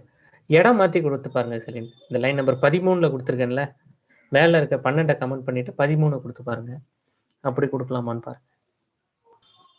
அதையும் பாருங்க என்ன ரிசல்ட் வருதுங்கிறத பார்த்து, அப்போ பொசிஷனலையும் கீவேர்டையும் கொடுக்கலாமா, அப்படி கொடுக்குறதா இருந்தால் என்ன ஆர்டரில் கொடுக்கலாம் அப்படிங்கிறத பார்த்து வச்சுக்கோங்க. Syntax error, positional argument follows keyword argument. அப்போ கண்டிப்பா பொசிஷனலையும் கீவேர்டையும் கலந்து கொடுக்கலாம். ஆனா முதல்ல பொசிஷனலையும் அடுத்து கீவேர்டு ஆர்குமெண்ட்டையும் கொடுக்கணும். இடம் மாற்றி கொடுக்கக்கூடாது அப்படிங்கிறத தெரிஞ்சு வச்சுக்கோங்க. இதெல்லாம் இன்டர்வியூ பெர்ஸ்பெக்டிவ்ல. ஒரு இன்டர்வியூ போகிறோம், உங்களுக்கு டைப்ஸ் ஆஃப் ஆர்குமெண்ட்ஸ் தெரியுமா அப்படின்னு கேட்டால் இதில் கன்ஃபியூஸ் ஆகிடக்கூடாதுங்கிறதுக்காக சொல்கிறேன். ஏன்னா இன்டர்வியூவில் இந்த மாதிரியான கேள்வி கேட்பாங்க, அதுக்காக. அப்போ அடுத்தது போகலாமா? Default arguments. டிஃபால்ட் ஆர்குமெண்ட்ஸ் இதை விட ரொம்ப ஈஸி. இங்கே பாருங்க, இப்போது நம்ம ஒரு கடைக்கு போகிறோம். கடைக்கு போனால் அவங்க இதையே காமிக்கிறேனே, விஷ் நேம் ஈக்குவல்ஸ் டு அப்படின்னு கொடுக்குறான். இங்கே பாருங்க, நேம் ஈக்குவல்ஸ் டுன்னு கொடுத்துட்டு அட்மின் அப்படின்னு நான் முதல்ல கொடுத்துறேன். இதுதான் டிஃபால்ட் ஆர்குமெண்ட். இப்போ நான் பிரிண்ட் ஹாய் அப்படின்னு கொடுத்துட்டு இந்த இடத்துல நேம்னு கொடுத்துட்டேன். இப்போ நல்லா பாருங்க, இப்போ நான் இந்த விஷ் ஃபங்க்ஷனை கால் பண்ண போகிறேன். இந்த விஷை எப்படி கால் பண்ணுறது? விஷ் அப்படின்னு கொடுத்துட்டு இந்த இடத்துல ஐஸ்வர்யா அப்படின்னு நான் டைப் பண்ண போகிறேன். இப்போ விஷ் ஐஸ்வர்யா அப்படின்னா இப்போ எனக்கு அவுட்புட் என்ன நான் எதிர்பார்க்குறேன்னா, ஹாய் ஐஸ்வர்யான்னு வரணும். வருதான்னு பார்க்குறேனே. ஹாய் ஐஸ்வர்யான்னு வந்துருச்சு. சரியா? இப்போ இந்த விஷயே வந்து நான் என்ன பண்ணுறேன்னா வெறுமனை கால் பண்ணுறேன், எதுவுமே கொடுக்கல. அப்போ டிஃபால்ட்டாக என்ன வரும்? எதுவுமே கொடுக்காம இந்த விஷயம் கால் பண்ணுறேன். அப்போ முதல்ல ஐஸ்வர்யான்னு கொடுத்தேன், ஐஸ்வர்யான்னு வந்துச்சு. ஒருவேளை எதுவுமே கொடுக்கலன்னா ஹாய் அட்மின்னு வரும். இப்போ ஹாய் அட்மின்னு கொடுக்கலாம், ஹாய் யூசர்னு கொடுக்கலாம்.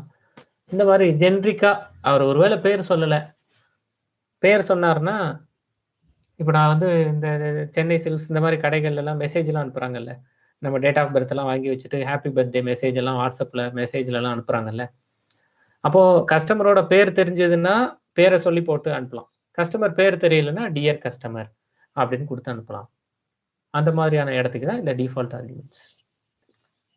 அப்போ அடுத்து இதில் என்னென்ன இன்டர்வியூ கொஸ்டின் கேட்கலாம்? அப்போ default argument, positional argument, keyword argument எல்லாம் கலந்து அடிக்கலாமா? இப்போ ஏற்கனவே பொசிஷனல் ஆர்குமெண்ட், கீவேர்டு ஆர்குமெண்ட்ஸ்லாம் பார்த்துருக்கோம். இப்போ டிஃபால்ட் ஆர்குமெண்ட்ஸ் பார்த்துருக்கோம். கரெக்டா? ரெண்டுமே சேமா இருந்தா நம்ம இன்புட் கொடுக்கறது சார். ரெண்டுமே சேமா இருந்தா இன்புட் கொடு. ஆமா, இங்கேயே அட்மின் கொடுத்தா மீனிங் இல்லை. இங்கேயே அட்மின் தானே சொல்றீங்க. இங்கேயே அட்மின் கொடுக்கறது மீனிங் இல்லை. அட்மின் கிடைக்கும். நான் ஒருவேளை இங்க பேர் கொடுத்துட்டேன், இப்போ நான் ஐஸ்வர்யான்னு பேர் கொடுத்துருந்தேன் அப்படின்னா எனக்கு இந்த இடத்துல ஹாய் ஐஸ்வர்யான்னு வரும். நான் பேர் கொடுக்கலன்னா டிஃபால்ட்டா இங்க என்ன ஆர்குமெண்ட் கொடுத்துருக்காங்களோ அந்த ஆர்குமெண்ட்டோட இன்புட் நமக்கு வரும். இதுதான் டிஃபால்ட் ஆர்குமெண்ட். இதை நிறைய யூஸ் பண்ணலாம். இப்போ நான் வந்து இந்த இடத்துல விஷ் கொடுத்து காமிக்கிறேன்னா, இதே மாதிரி இந்த இடத்துல இன்னொரு ஃபங்க்ஷன் எழுதுறேன். இதே மாதிரி டிஸ்கவுண்ட்டோட பெர்சன்டேஜ் எவ்வளவு? டிஸ்கவுண்ட் வந்து டிஃபால்ட்டாக நீங்கள் எந்த பொருள் எடுத்தாலும் 10% டிஸ்கவுண்ட். எந்த பொருள் எடுத்தாலும் 10% டிஸ்கவுண்ட். சரியா? ஒருவேளை நீங்கள் வந்து இல்லை நான் எடுத்திருக்கிற பொருளுக்கு 20%ன்னு சொன்னீங்கன்னா அப்போ உங்களுக்கு 20%. நீங்கள் எடுத்திருக்கிற பொருள், நீங்கள் ஒரு கடையில் போய் ஒரு பொருள் வாங்குறீங்க, அந்த பொருளுக்கு டிஸ்கவுண்ட்டே கொடுக்கல, அதில் எதுவுமே கொடுக்கலன்னா டிஃபால்ட்டாக நாங்கள் பொங்கலுக்கு 10% டிஸ்கவுண்ட் தரோம் அப்படின்னு சொல்கிறோம். அதான் டிஸ்கவுண்ட். இது புரியுதா? இப்படி நிறைய இடத்துல இந்த டிஃபால்ட் ஆர்குமெண்ட் யூஸ் பண்ணுவாங்க. அப்போ அடுத்து வேரியபிள் லென்த் ஆர்குமெண்ட்ஸ் போகலாமா? சும்மா பெருசாக பேச வந்த மாதிரி இருந்துச்சு இல்லையா? டைப்ஸ் ஆஃப் ஆர்குமெண்ட்ஸ் இப்போ ஒன்றும் இல்லாமல் இருக்குது. பொசிஷனல் ஆர்குமெண்ட்னா நம்ம ஏற்கனவே படித்தது. கீவேர்டு ஆர்குமெண்ட்னா கீவேர்டு கொடுத்து இன்புட் கொடுக்குறது. டிஃபால்ட் ஆர்குமெண்ட்ஸ்னால் இந்த இடத்துலையே ஃபார்மல் ஆர்குமெண்ட்ஸில் வேல்யூஸ் கொடுத்து வைக்கிறது. அப்படிங்கிறத தெரிஞ்சுக்கிட்டோமா? அடுத்தது போகலாமா? பண்ணிட்டு சொல்கிறீங்களா? சார் டிஃபால்ட் ஆர்குமெண்ட்டை பொசிஷனல் அண்ட் கீவேர்டோட சேர்த்து எழுத முடியுமா? அதை தான் கேட்டேன் நான். டிஃபால்ட் ஆர்குமெண்ட்டை பொசிஷனல் அண்ட் கீவேர்டோட சேர்த்து எழுத முடியுமா? ட்ரை பண்ணி பாருங்க. டிஃபால்ட் ஆர்குமெண்ட்டுக்கு பின்னாடி நான் டிஃபால்ட் ஆர்குமெண்ட்ஸ் கொடுக்கக்கூடாது அப்படின்னு எரர் மெசேஜ் வரும். அப்படி ட்ரை பண்ணிங்க. இப்போ இதே விஷ் கொடுத்துருக்கோம்ல, இதே விஷயில் இதை எப்படி மாற்றிக்கலாம்? இந்த இடத்துல மெசேஜ் கொடுத்துக்கிறேனே, இந்த இடத்துல மெசேஜ் ஒன்று டிஃபால்ட்டாக கொடுத்துருக்கிறேன், குட் மார்னிங் அப்படின்னு கொடுத்துருக்கிறேன். நல்ல கொஸ்டின். இந்த டிஃபால்ட் ஆர்குமெண்ட்ஸ்லேயே இன்னொரு ஆர்குமெண்ட் மெசேஜ் ஒன்று சேர்த்து வைக்கிறேன். ஹாய் அப்படின்னு கொடுத்துட்டு கமா இந்த மெசேஜை நான் பிரிண்ட் பண்ண போகிறேன். இப்போ நான் என்ன பண்ண போகிறேன்னா ஐஸ்வர்யான்னு ஒரு நேம் கொடுத்துருக்கேன். இந்த இடத்துல வெல்கம் அப்படின்னு மெசேஜ் கொடுக்குறேன். சரியா? இப்போ நான் வெல்கம் அப்படின்னு மெசேஜ் கொடுக்குறேன். இதுக்கு என்ன அவுட்புட் வருது அப்படின்னு பார்ப்போம் முதல்ல. இப்போ டிஃபால்ட் ஆர்குமெண்ட்ஸ் ஹாய் ஐஸ்வர்யா வெல்கம்னு வந்துருச்சு. அந்த அட்மினும் குட் மார்னிங்கும் போயிடுச்சு. ஒருவேளை நான் ஹாய் ஐஸ்வர்யா மட்டும் கொடுத்துருந்தேன்னா அவுட்புட் என்ன? வேற மாதிரி. இதெல்லாம் ட்ரை பண்ணி பாருங்கன்னு நான் சொல்றேன் உங்ககிட்ட. இந்த மாதிரிலாம் ட்ரை பண்ணி பாருங்க, விட்டுறாதீங்க. ஹாய் ஐஸ்வர்யா குட் மார்னிங்னு வந்துருச்சு. கரெக்டா? சரி, அப்போ இப்படி வந்துருச்சு. இப்போ நான் என்ன பண்றேன்னா இந்த இடத்துல கமா கொடுத்து மெசேஜ் ஈக்குவல்ஸ் டு, இங்கே நார்மலாக வெல்கம்னு கொடுக்காம மெசேஜ் ஈக்குவல்ஸ் டு வெல்கம்னு கொடுக்குறேன். கீவேர்டு ஆர்குமெண்ட்டா இப்படி கொடுக்கலாமா? ட்ரை பண்ணி பார்ப்போம். இந்த மாதிரி இதில் வர்ற, ஏன்னா 2-3 காம்பினேஷன் வந்துருச்சுனாலே இதெல்லாம் ட்ரை பண்ணி பார்க்க வேண்டியது நம்மளோட வேலை. இதை கிளியர் பண்ணிக்கிறேன். ஹாய் ஐஸ்வர்யா வெல்கம் அப்படின்னு வந்துருச்சு. கரெக்டா? இப்போ நான் என்ன பண்ணுறேன்னா இதை மாற்றுறேன். இப்போ நேம் ஈக்குவல்ஸ் டு ஐஸ்வர்யான்னு கொடுக்குறேன். இங்கே நார்மலாக வெல்கம்னு கொடுக்குறேன். அதாவது இங்கே இருக்கிறது எனக்கு இங்கே பொசிஷனல் ஆர்குமெண்ட்டை அப்படியே கொடுத்துட்றேன். இங்கே கீவேர்டு ஆர்குமெண்ட்டு கொடுக்குறேன். இப்படி கொடுக்கலாமா? அப்போ அதை பண்ண மாதிரியே ட்ரை பண்ணி பார்க்கலாம். Syntax error. Positional argument follows keyword argument. இந்த காம்பினேஷன் எல்லாத்தையும் கண்டிப்பாக ட்ரை பண்ணி பாருங்க. Can we define type at formal parameters? எதுக்காக டிஃபைன் பண்ணணும்? டைப்புங்கிறது டேட்டா டைப் தானே கேட்குறீங்க ஸ்டீஃபன்? ஆமாம் சார். எதுக்காக? இல்லை சார், இப்போ நம்ம அடிஷன் பண்ணோம்னா இப்போ ஃப்ளோட் யாரும் கொடுக்காம இருக்கணும் அப்படின்னா இந்த டேட்டா டைப் தான் கொடுக்கணும் அப்படின்னு பண்ண முடியுமா சார்? பண்ண முடியாது. நீங்கள் கால் பண்ணும்போதே அந்த இஃப் கண்டிஷன், ஏன்னா டேட்டா டைப் வந்து ஸ்ட்ரைட்டாக நம்ம எக்ஸ்பிளிசிட்டாக கொடுக்கறது இல்லை. கரெக்டா? Yes sir. ஆமாம். மற்ற ப்ரோக்ராமிங் லாங்குவேஜஸில் இந்த ஆர்குமெண்ட்ஸ்லேயே டேட்டா டைப் கொடுப்பாங்க. இங்கே இந்த இடத்துல டேட்டா டைப், மீதி எல்லா லாங்குவேஜஸ்லையும் டேட்டா டைப் கொடுப்பாங்க. நம்ம அப்படி கொடுக்கறது இல்லை, அதனால அப்படி பண்ண முடியாது. நீங்கள் ஒன்று முதல்ல இஃப் கண்டிஷன் வச்சு செக் பண்ணணும். அப்படி இல்லைன்னா உங்களோட ப்ரோக்ராமில் உள்ள இஃப் கண்டிஷன் வச்சு லாஜிக் எழுதிக்கணும். அந்த நம்பர்ஸை வந்து ஃப்ளோட்டாவோ இன்டீஜராவோ மாற்றி லாஜிக் எழுதிக்கணும். ஃபைன். அப்போ டிஃபால்ட் ஆர்குமெண்ட்ஸ் எல்லாரும் முடிச்சிட்டிங்களா? யாருக்கும் வெயிட் பண்ணணுமா? அப்போ அடுத்து நம்ம கடைசியாக டிஸ்கஸ் பண்ண போகிறது வேரியபிள் லென்த் ஆர்குமெண்ட்ஸ். அப்போ வேரியபிள் லென்த் ஆர்குமெண்ட்ஸ்னால் என்னது? சில இடத்துல நம்பர் ஆஃப் ஆர்குமெண்ட்ஸை உறுதியா சொல்ல முடியாது. சில இடத்துல, சில இடங்கள்ல நம்ம அதை உறுதியா சொல்ல முடியாது. அப்போ அந்த இடத்துல சில டைம்ல ஆர்குமெண்ட் கொடுப்போம், சில டைம்ல கொடுக்க மாட்டோம். இப்போ நான் எப்படி சொல்றேன்னா, ஒருத்தர் காலேஜ் படிச்சுட்டு இருக்காரு. அவரு இப்போ என்ன சொல்றது, ஒரு 5வது செமஸ்டர் 3வது செமஸ்டர் படிச்சுட்டு இருக்காரு. 3வது செமஸ்டர் படிக்கிற எல்லாருமே ஒரே நம்பர் ஆஃப் பேப்பர்ஸ் தான் எழுதுவாங்களா? அப்படி அந்த செமஸ்டர்ல 8 பேப்பர் இருக்கும். அதுக்காக எல்லாருமே 8 பேப்பர்னு சொல்ல முடியாது. சில பேர் 8 எழுதுவாங்க, சில பேர் கூட 2 எழுதுவாங்க, அதுக்கு கூட 2 எழுதுவாங்க. நமக்கு தெரியாது. சில பேர் ஒரு பரீட்சையும் எழுதாம வரவும் இல்லாம இருக்கலாம். அப்ப அந்த மாதிரியான நேரத்துல எப்படி டோட்டல் கால்குலேட் பண்றது? 8 பரீட்சை உறுதியா எழுதுறாருன்னா 8 ஆர்குமெண்ட் பாஸ் பண்ணிடலாம். 10 உறுதியா எழுதுனா 10 பாஸ் பண்ணிடலாம்.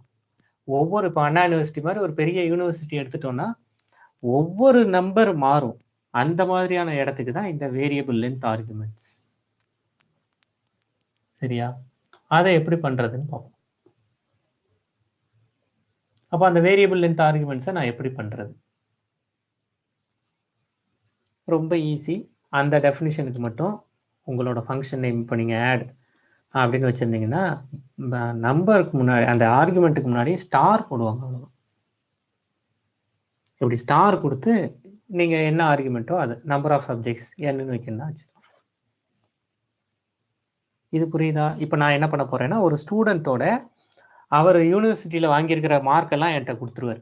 அதையெல்லாம் நான் டோட்டல் பண்ணி சொல்ல போகிறேன். அப்போ என்னோட டெஃபினிஷன் பேர் டோட்டல். கால்குலேட் டோட்டல்னு வச்சுக்கலாமா? Calculate total. எத்தனை சப்ஜெக்ட் கொடுப்பாரு அது தெரியாதே. அவர் இந்த தடவை எல்லாமே எழுதினாரா, எல்லா எக்ஸாமும் நடத்துனாங்களா, கொரோனா அதுன்னு சொல்லி நடத்துனாங்களா, எதுவுமே தெரியாதே. அப்போ கால்குலேட் ஸ்டார் டோட்டல், அவ்வளோதாங்க. இப்போ டோட்டல் ஈக்குவல்ஸ் டு 0 ஃபார், ஏன்னா எத்தனைன்னு தெரியாது. சரியா? ஃபார் சப்ஜெக்ட் இன் என், அவர் எந்த நம்பர் சொல்றாரோ அது. Total equals to total plus அந்த சப்ஜெக்ட். இது புரியுதா? ரிட்டர்ன் டோட்டல் கொடுத்தாலும் சரி, பிரிண்ட் டோட்டல் கொடுத்தாலும் சரி. இப்போ நான் கால்குலேட் டோட்டல், இப்போ பாருங்க கால்குலேட் டோட்டல். அவர் ஒரு சப்ஜெக்ட் தான் எழுதியிருக்காரு, 90 மார்க் வாங்கியிருக்காரு. ஆனால் அதில் இப்படி நான் கொடுக்கலாம், 90ன்னு வந்துடும். இல்லை இன்னொரு ஒருத்தர், அவர் ஃப்ரெண்டு ஒருத்தர் இந்த இடத்துல 90, 80, 70ன்னு 3 மார்க் வாங்கியிருக்காரு, 3 சப்ஜெக்ட் எழுதியிருக்காரு. அப்போ அவருக்கு 3 சப்ஜெக்ட்டுக்கானது சொல்லுங்க. ஒருவேளை இந்த வேரியபிள் லென்த் ஆர்குமெண்ட் இல்லைன்னா நீங்க கால்குலேட் டோட்டல்னு எத்தனை ஃபங்க்ஷன் எழுத வேண்டியிருக்கும் ஒரு யூனிவர்சிட்டிக்கெலாம். இது எப்படி பார்த்தீங்களா? அவர் ஒண்ணுமே எழுதலைனாலும் நமக்கு பிரச்சனை கிடையாது, 0ன்னு கொடுக்கும். அவர் ஒரு பரீட்சையும் எழுதாமலும் ஒருத்தர் இருக்கலாம்ல, எந்த பரீட்சையுமே எழுதலை, பரவாயில்ல, 0. ஏன்னா டோட்டல் 0ன்னு கொடுத்தா அதை பிரிண்ட் பண்றீங்க, அதனால அது பிரிண்ட் ஆகுது.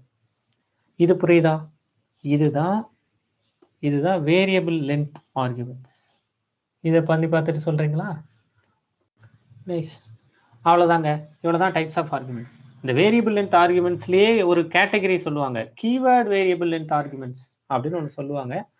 அதை வேணா தெரிஞ்சு வச்சுக்கோங்க. கீவேர்ட் ஆர்குமெண்ட்ஸ் அப்படின்னு சொல்லுவாங்க. இப்போ நம்ம பண்ணியிருக்கிற வேரியபிள் இதெல்லாம் வந்து டியூப்லாம் ஸ்டோர் ஆகிட்டே இருக்கும். கீவேர்ட் ஆர்குமெண்ட்ஸுக்கு என்ன பண்ணுவாங்கன்னா டபுள் ஸ்டார் யூஸ் பண்ணுவாங்க. இப்போ ஒரு ஸ்டார்னா டியூபிள், டபுள் ஸ்டார்னா டிக்ஷனரி, இப்படி யூஸ் பண்ணுவாங்க. இப்போ நான் எப்படின்னு காமிக்கிறேன் பாருங்களேன். எனக்கு 2 வேல்யூ நான் பாஸ் பண்ணலாம் டபுள் ஸ்டார்னா. எப்படி இந்த பாருங்களேன், நான் வந்து எப்படி வேல்யூ பாஸ் பண்ணுறேன்னு பாருங்க. இப்போ நான் வந்து இது மார்க் 1 ஈக்குவல்ஸ் டு 90 இப்படி. இப்போ நான் வந்து அவர் தமிழில் வாங்கியிருக்கிற மதிப்பெண், தமிழ் ஈக்குவல்ஸ் டு 90 இப்படி கொடுக்கலாம். இப்போ வந்து Tamil equals to 90, English equals to, maths equals to, இப்படி நான் கொடுக்கலாம். இதுதான், இப்போ இதை எடுத்து விட்டுறேன், இதுதான் இப்படி கொடுத்து பார்ப்போம். இப்படி டபுள் ஸ்டார் கொடுத்தா இதுதான் கீவேர்ட் வேரியபிள் லென்த். அப்போ கீவேர்ட் வேரியபிள் லென்த்னா நான் இது இங்கே எனக்கு கிடைக்க போகிறது இது கீ, இது வேல்யூ, இது கீ, இது வேல்யூ, இது கீ, இது வேல்யூ. அப்போ நான் இங்கே ஸ்ட்ரெயிட்டாக இப்படி ஃபார் லூப் எழுதக்கூடாது. எப்படி ஃபார் லூப் எழுதணும்? எனக்கு என்னன்னு போயிருக்கிறது ஒரு டிக்ஷனரி. அப்போ அந்த டிக்ஷனரிக்கு நான் எப்படி எழுதிக்கலாம்? For subject comma mark in மேலே கொடுத்துருக்கிறது இருக்குல்ல அந்த என், அந்த எண்ணை எடுத்துக்கலாம். என் டாட் ஐட்டம்ஸ் இப்படி எழுதலாம். கீவேர்ட் ஆர்குமெண்ட்ஸ் பொதுவாக இது என்ன பண்ணியிருப்பாங்கன்னா KWARGSன்னு இங்கேயே கொடுத்து காமிப்பாங்க. கீவேர்ட் ஆர்குமெண்ட்ஸ் அப்படின்னு புரியறதுக்கு நீங்கள் எப்படி கொடுத்தாலும் சரி, என்னன்னு கொடுத்தாலும் சரி, KW ஆர்குமெண்ட்ஸ்னு கொடுத்தாலும் சரி. சரியா? டாட் ஐட்டம்ஸ் அப்படின்னு கொடுத்து இதை நம்ம இப்போ பிரிண்ட் பண்ணி பார்க்கலாம்ல. Print of subject comma score ஏதாவது ஒரு மெசேஜ் கொடுத்துக்கலாம், மார்க் இப்படி கொடுத்து பார்க்கலாம்ல. இப்படி கொடுக்கலாம். கீவேர்ட் லென்த் ஆர்குமெண்ட் புரியுதா? நான் சும்மா டோட்டல் கால்குலேட் டோட்டல்ங்கிறதுனால இப்படி செஞ்சு காமிச்சிருக்கேன். சரியா? இது வேற வேற மாதிரியே எழுதலாம், எப்படி எப்படின்லாம் காமிக்கிறேன். சரியா? முதல்ல இதை ட்ரை பண்ணிருங்க. அதாவது வேரியபிள் லென்த் ஆர்குமெண்ட்ஸையும் கீவேர்ட் ஆர்குமெண்ட்ஸையும் கலந்தடிக்கிறது. கீவேர்ட் ஆர்குமெண்ட்ஸ் ஏற்கனவே நம்ம பார்த்துருக்கோமா? அந்த கீவேர்டை கொடுத்து நீங்க கொடுக்குறதுன்னு அதையும் இதையும் கலந்து கொடுத்தா என்ன அவுட்புட் வரும், அதான் கீவேர்ட் லென்த் ஆர்குமெண்ட்ஸ். நைஸ். நல்லா பார்த்துக்கோங்க. இந்த கீவேர்டு இது நான் சும்மா கால்குலேட் டோட்டலுக்கு காமிச்சிருக்கேன். இதில் நீங்கள் நான் வெறுமனே இப்போ நான் சொன்ன மாதிரி வெறுமனே அதாவது இப்படி தான். இப்போ டிக்ஷனரியில் வந்து ஹெட்ரோஜீனியஸ் ஆப்ஜெக்ட்ஸ் இருக்கலாம்ல. அப்போ நான் ஹெட்ரோஜீனியஸ் ஆப்ஜெக்ட்ஸ் இருக்கலாம்னா இந்த இடத்துல நான் 70ங்கிறத இப்படியும் எழுதலாம், தப்பு கிடையாது, மறந்துடாதீங்க. நான் 70னா அப்படியே நம்பர் தான் எழுதணுங்கிறது இல்லை. இதை நான் ரன் பண்ணாலும் எனக்கு அவுட்புட் கரெக்டாக தான் வரும். மேக்ஸில் ஸ்கோர் 70 அப்படின்னு அவுட்புட் கரெக்டாக தான் வரும். சரியா?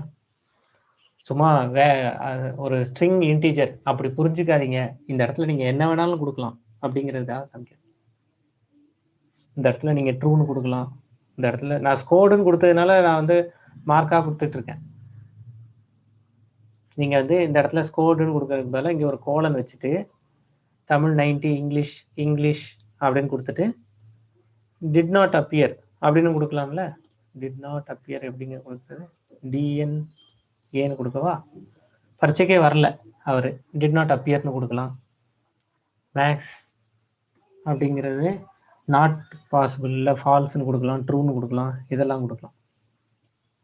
அவர் அந்த பேப்பரே படிக்கலை, மேக்ஸே படிக்கலை, ஃபால்ஸ். இப்படி வேற வேற டேட்டா டைப் கொடுக்கலாம். இப்படி கொடுத்தாலும் தப்பு கிடையாது. சரியா? இவ்வளவுதாங்க மொத்தமா நம்ம ஃபங்க்ஷன் பத்தி படிக்க வேண்டியது.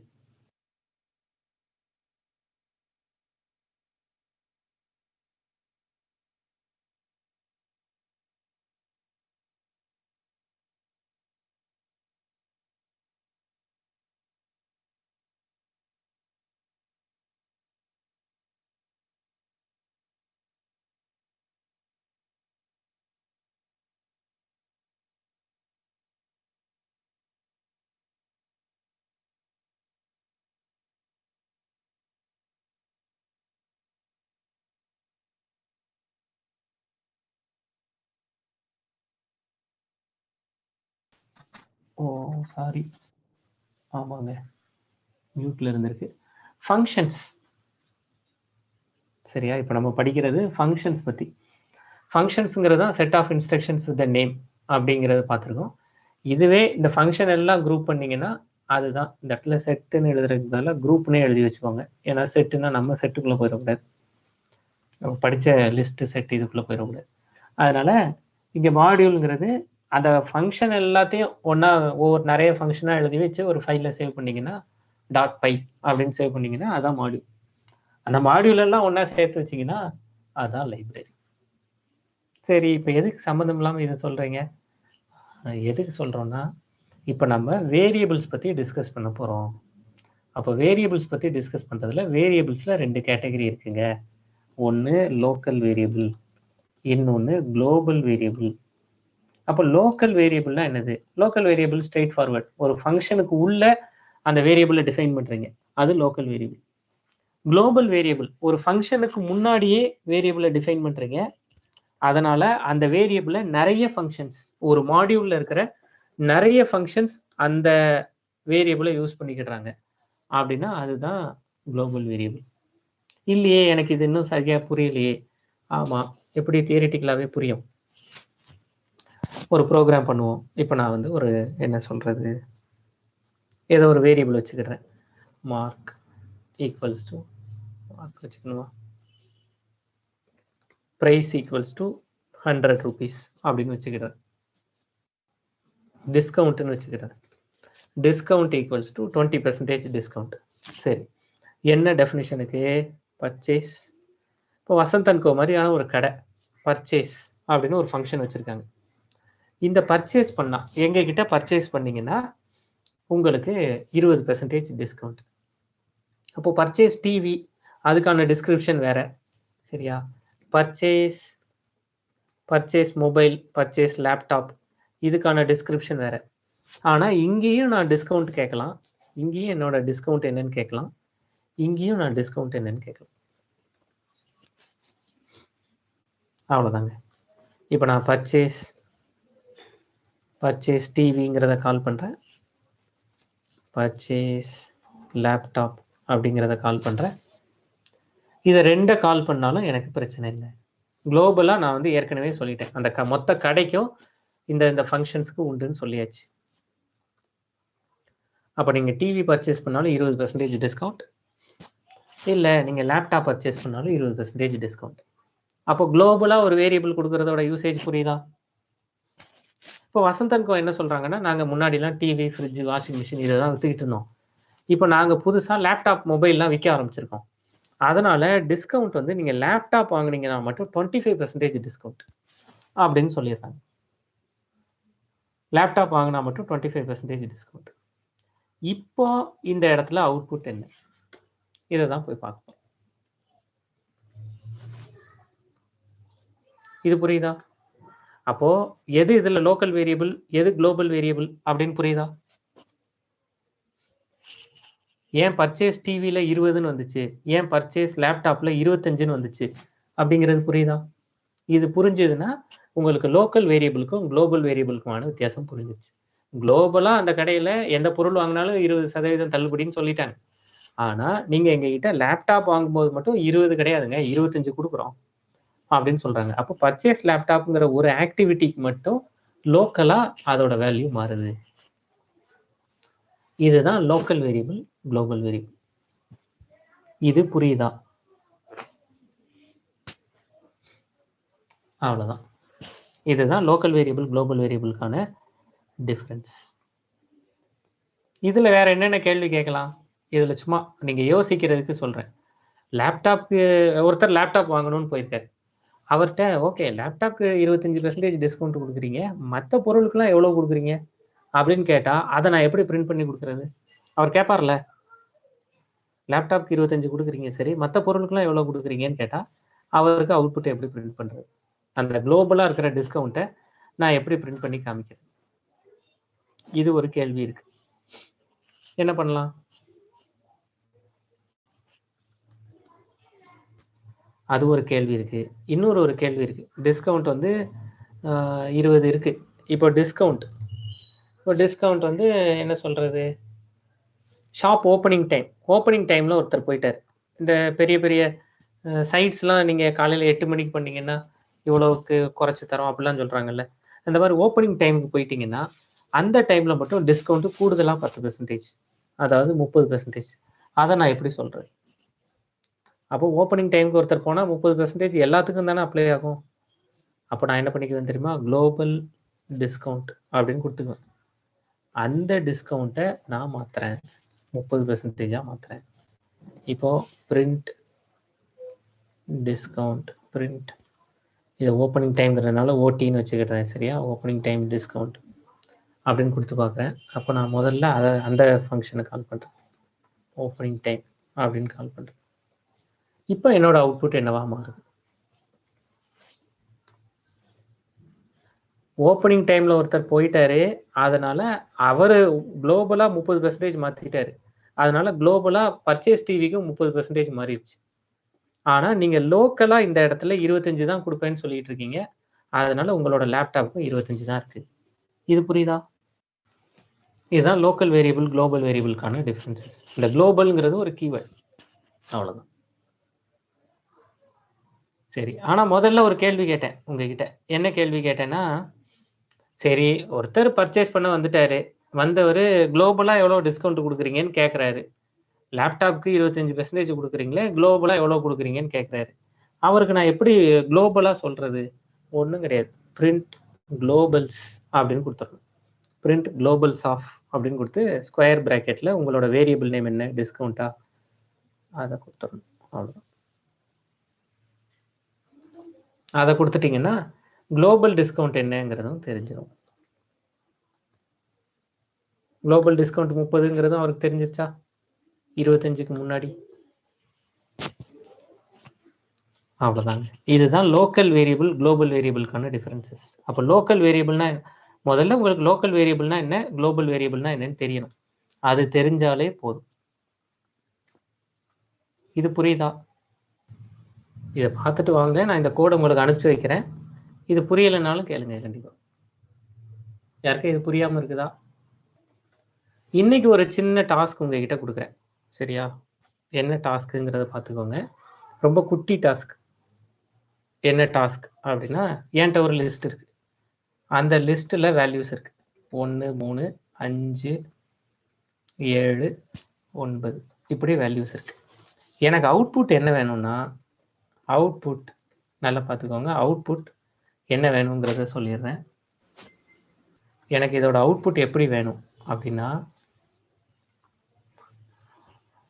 டபுள் டிஜிட்ல இருக்கிற ஆட் நம்பர்ஸ், இந்த 5 நம்பர் காம்பினேஷனை யூஸ் பண்ணி டபுள் டிஜிட் ஆட் நம்பர்ஸ் வேணும்.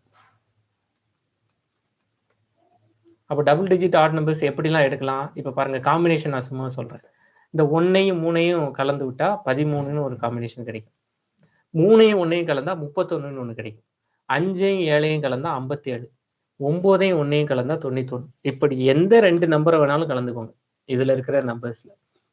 இதுல இருக்கிற எல்லா டபுள் டிஜிட் ஆட் நம்பர்ஸ் எல்லாம் பிரிண்ட் ஆகும். ஒரு உதாரணத்துக்கு சொல்றேன், 1 1 1 3 1 5 1 7 1 9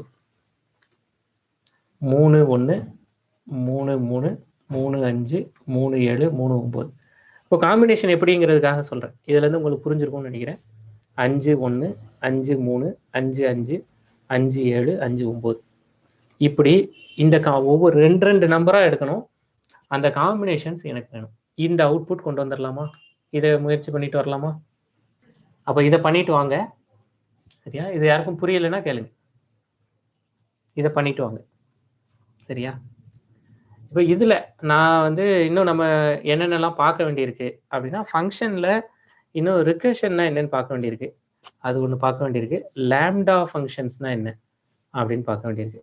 இது ரெண்டும் நாளைக்கு பார்க்கலாம். அதுக்கப்புறம் மாடியூல்ஸ்லாம் நாளைக்கு பார்க்க ஆரம்பிச்சிடலாம். நம்ம ஓரளவு இந்த வாரம் கரெக்டான ஸ்பீடில் தான் போயிட்டு இருக்கோம்னு நான் நினைக்கிறேன்.